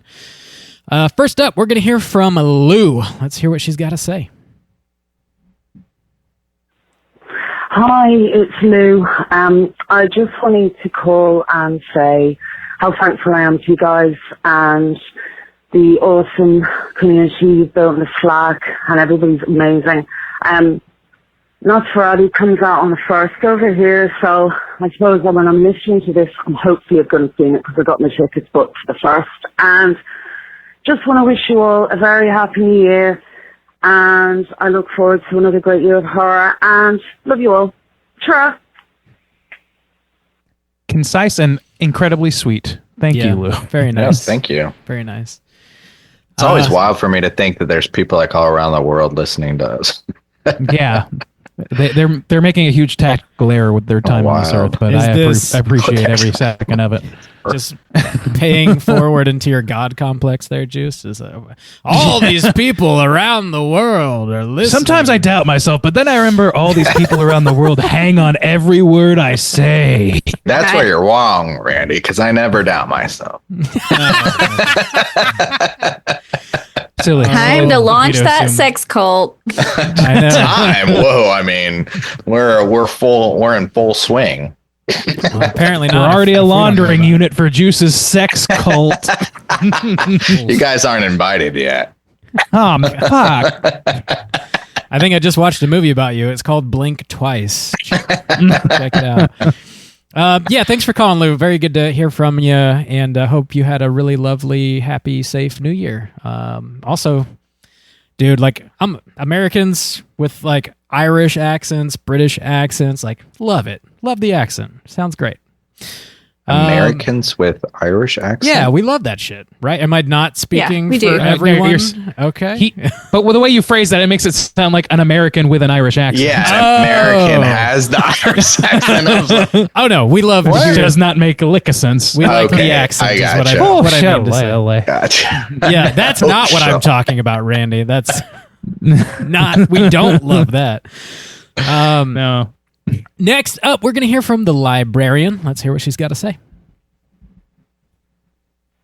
Hey boys, who's ready to get topped? That's right, it's my top 5 2024 movies. Drum roll, please. Coming in at number 5 with 4.5 stars, Nosferatu. Who is gonna bite me in the sternum? That is what I want to know. Number 4 with 4.5 stars, Love Lies Bleeding. This would have been a 5-star movie if there wasn't a shit shot in the first 10 fucking minutes. Regardless, I love queer people doing queer shit. Third place with 5 stars. I saw the TV Glow. Saw it both times that I saw it in theaters. Once again, I love queer people doing queer shit. Number 2 with 5 stars. Challengers. I need 2 boyfriends like I need oxygen. That's my review. Send tweet. Anyway, and number 1, drum roll please for the last time. Are we shocked? It's The Substance. Are we shocked? Are we shocked? No. I think that's it. That's my list. Have a happy new year. Keep chilling. Bye! Man, who could have seen The Substance coming on What a that? Real dark surprise. horse on the librarian's list there. Man. She's Also seen it. love hearing from my sisters. Like, is all the rest of the girls from the Slack going to call in? Can we do Yeah, that? apparently. What a treat We for bring me. all the girls to the yard. You know what I'm saying? We got a sex cult leader here. We got the moves. Oh, yeah, for sure. Yeah, librarian has seen The Substance 6 times in the theater or something. Something insane. Maybe My more at this God. point. And that's I a think long movie. It is. It's a lot. Yeah, that's a lot of hours, and I think she contributed $1 million to the domestic gross of that movie or My something. Lord. Proud of All you. right. That's a solid list. Yeah. Thank you for topping Pretty good. us. Good shit. Except for the challengers. I'm going to poo-poo the challengers, personally. I thought it was a little boring. But Oh. Not a big Poo-Poo tennis is Not Love enough Lies Bleeding. sex. Not enough orgies. there wasn't, really. Said I thought Bob. I expected a lot more orgies in there. Orgies. A little light. A minimum of 7. That's Yeah. what I expect. Yes, to put a number on it, yes. Thanks for calling, librarian. Always good to hear from you. Next up, we're hearing from the one, the only, Hugh Janus. Oh. Yeah, Hugh calling. I hope everyone had a good holiday season. After the tornadoes we had earlier this year, I was kind of hoping just for 2024 to be over. But the Friday before New Year's Day, the place where I work, the office and warehouse part of the building burnt to the ground. No one was injured. Everyone's fine. So I guess that's the bright side of it. But onward and upward. I've already grabbed the year 2025 by the throat, and I'm forcing it to stare down Hugh Janus. Late congratulations on episode 500. Since then, you guys have been on fire. As I posted on Slack, episode 501, The Gray, is Hall of Fame worthy. Since the 500th episode, I don't know if it's because you guys got your second wind or you've just given up. Whatever the reason, keep it up. The shows have been hilarious. Watched the 6 movies that were on last month's poll. All were pretty good. Liked them a lot. I also went to the theater and I saw Nosferatu and the sequel, Nosferatu. Enjoyed it a lot. A little while back, you had a prompt on best and worst Christmas gift you'd ever gotten. The worst Christmas gift I ever got was in 1936. I got a round-trip tickets to Europe. The reason it's the worst Christmas gift ever, the return trip was on the Hindenburg. The best Christmas gift I ever got was in 1933. I got glow-in-the-dark Christmas ornaments from Madame Marie Curie. I had an outside question for Soju. He had mentioned on a show that he had watched a cooking show called Class Rivalries or something, a South Korean cooking show. I watched that show and I just wondered, it seemed to me like the judges on that show took enormous bites of everything they were eating. I don't know if that's a Korean thing or what, but that caught my attention. That's about all. We've got, when you have the top 10 show, I'll try to call back in and give out the Janus Award for this year for best comment. Haven't decided yet. It's been a tough year. You guys have, like I said, you guys have been on fire. That's about all I've got. I hope everyone out there has a... And we cut him off there. Ran out of time. Yeah, so really good to hear from you, Hugh. I was, as far as why we might be, if we're on fire now, that's great. And my only speculation is that it's because we're not stacking like 4 episodes in a week to get ahead of the game anymore. Like, the relief, just the pure relief. We gave up. We're actually giving ourselves some break time. Or that, just our minds have given up and have gone insane after the year we just had. We just got broken in half, and that's what you're hearing on this recording. Yeah. And this is another episode. This is our 5th today. It is kind of crazy to think we've done 10 shows since episode 500 already. That Holy much shit. time has gone by is insane. Well, some of those, like 3 of them, we recorded like fucking In July August, or some yeah, shit. Yeah. So, in 2023, whatever. we recorded episode 500. Jesus Christ. Yeah, thanks for calling. You sounds like you had a rough year, man. Definitely sorry to hear it, but it does sound like you have not lost your sense of humor or excellent comedic timing, brother. So good on you. Onward and upward, like you said. And please do call in next week. Actually, we're doing our top 10 show for 2024. So please do call in and let us know who's receiving the Hugh Janus Award. 904-638-3231. Any other prompts you guys want to throw out for next week? Well, I was going to answer Janus's question. Oh, yeah. So on Culinary Class Wars, there is one challenge where I remember the judges are blindfolded, so they have people feeding them. Kinky. That's the only time I remember them having to like sometimes take really big bites because they couldn't really like see the food that was in front of them. But otherwise, that's definitely not something that like I've noticed on the show or in Korea in general, or like an existing stereotype that I know about. So I don't. Let's make one. Let's get one going. You know, Koreans, they just slam their food skating by like with too few stereotypes about the Korean people. I say, getting off real They easy really need these some days. more. Yeah, I've never seen that show, but I don't know. I could imagine It's people really good. I ended up finishing it, and it was a really fun show. Yeah, I like cooking competition shows though. Yeah, but to the prompt, I'm sorry. Oh, sorry, no, sorry. yeah, go ahead, Randy. The prompt, yeah. To the prompt, I think that people, if we have a favorite comment for the year, I'm definitely interested to hear that. You guys want to talk to us about us? Give us a call.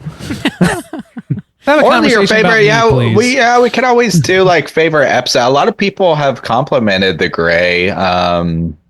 We were a little delirious on that one. We were just shouts out to Lou, by the way, for picking that. That was her you pick. Yeah.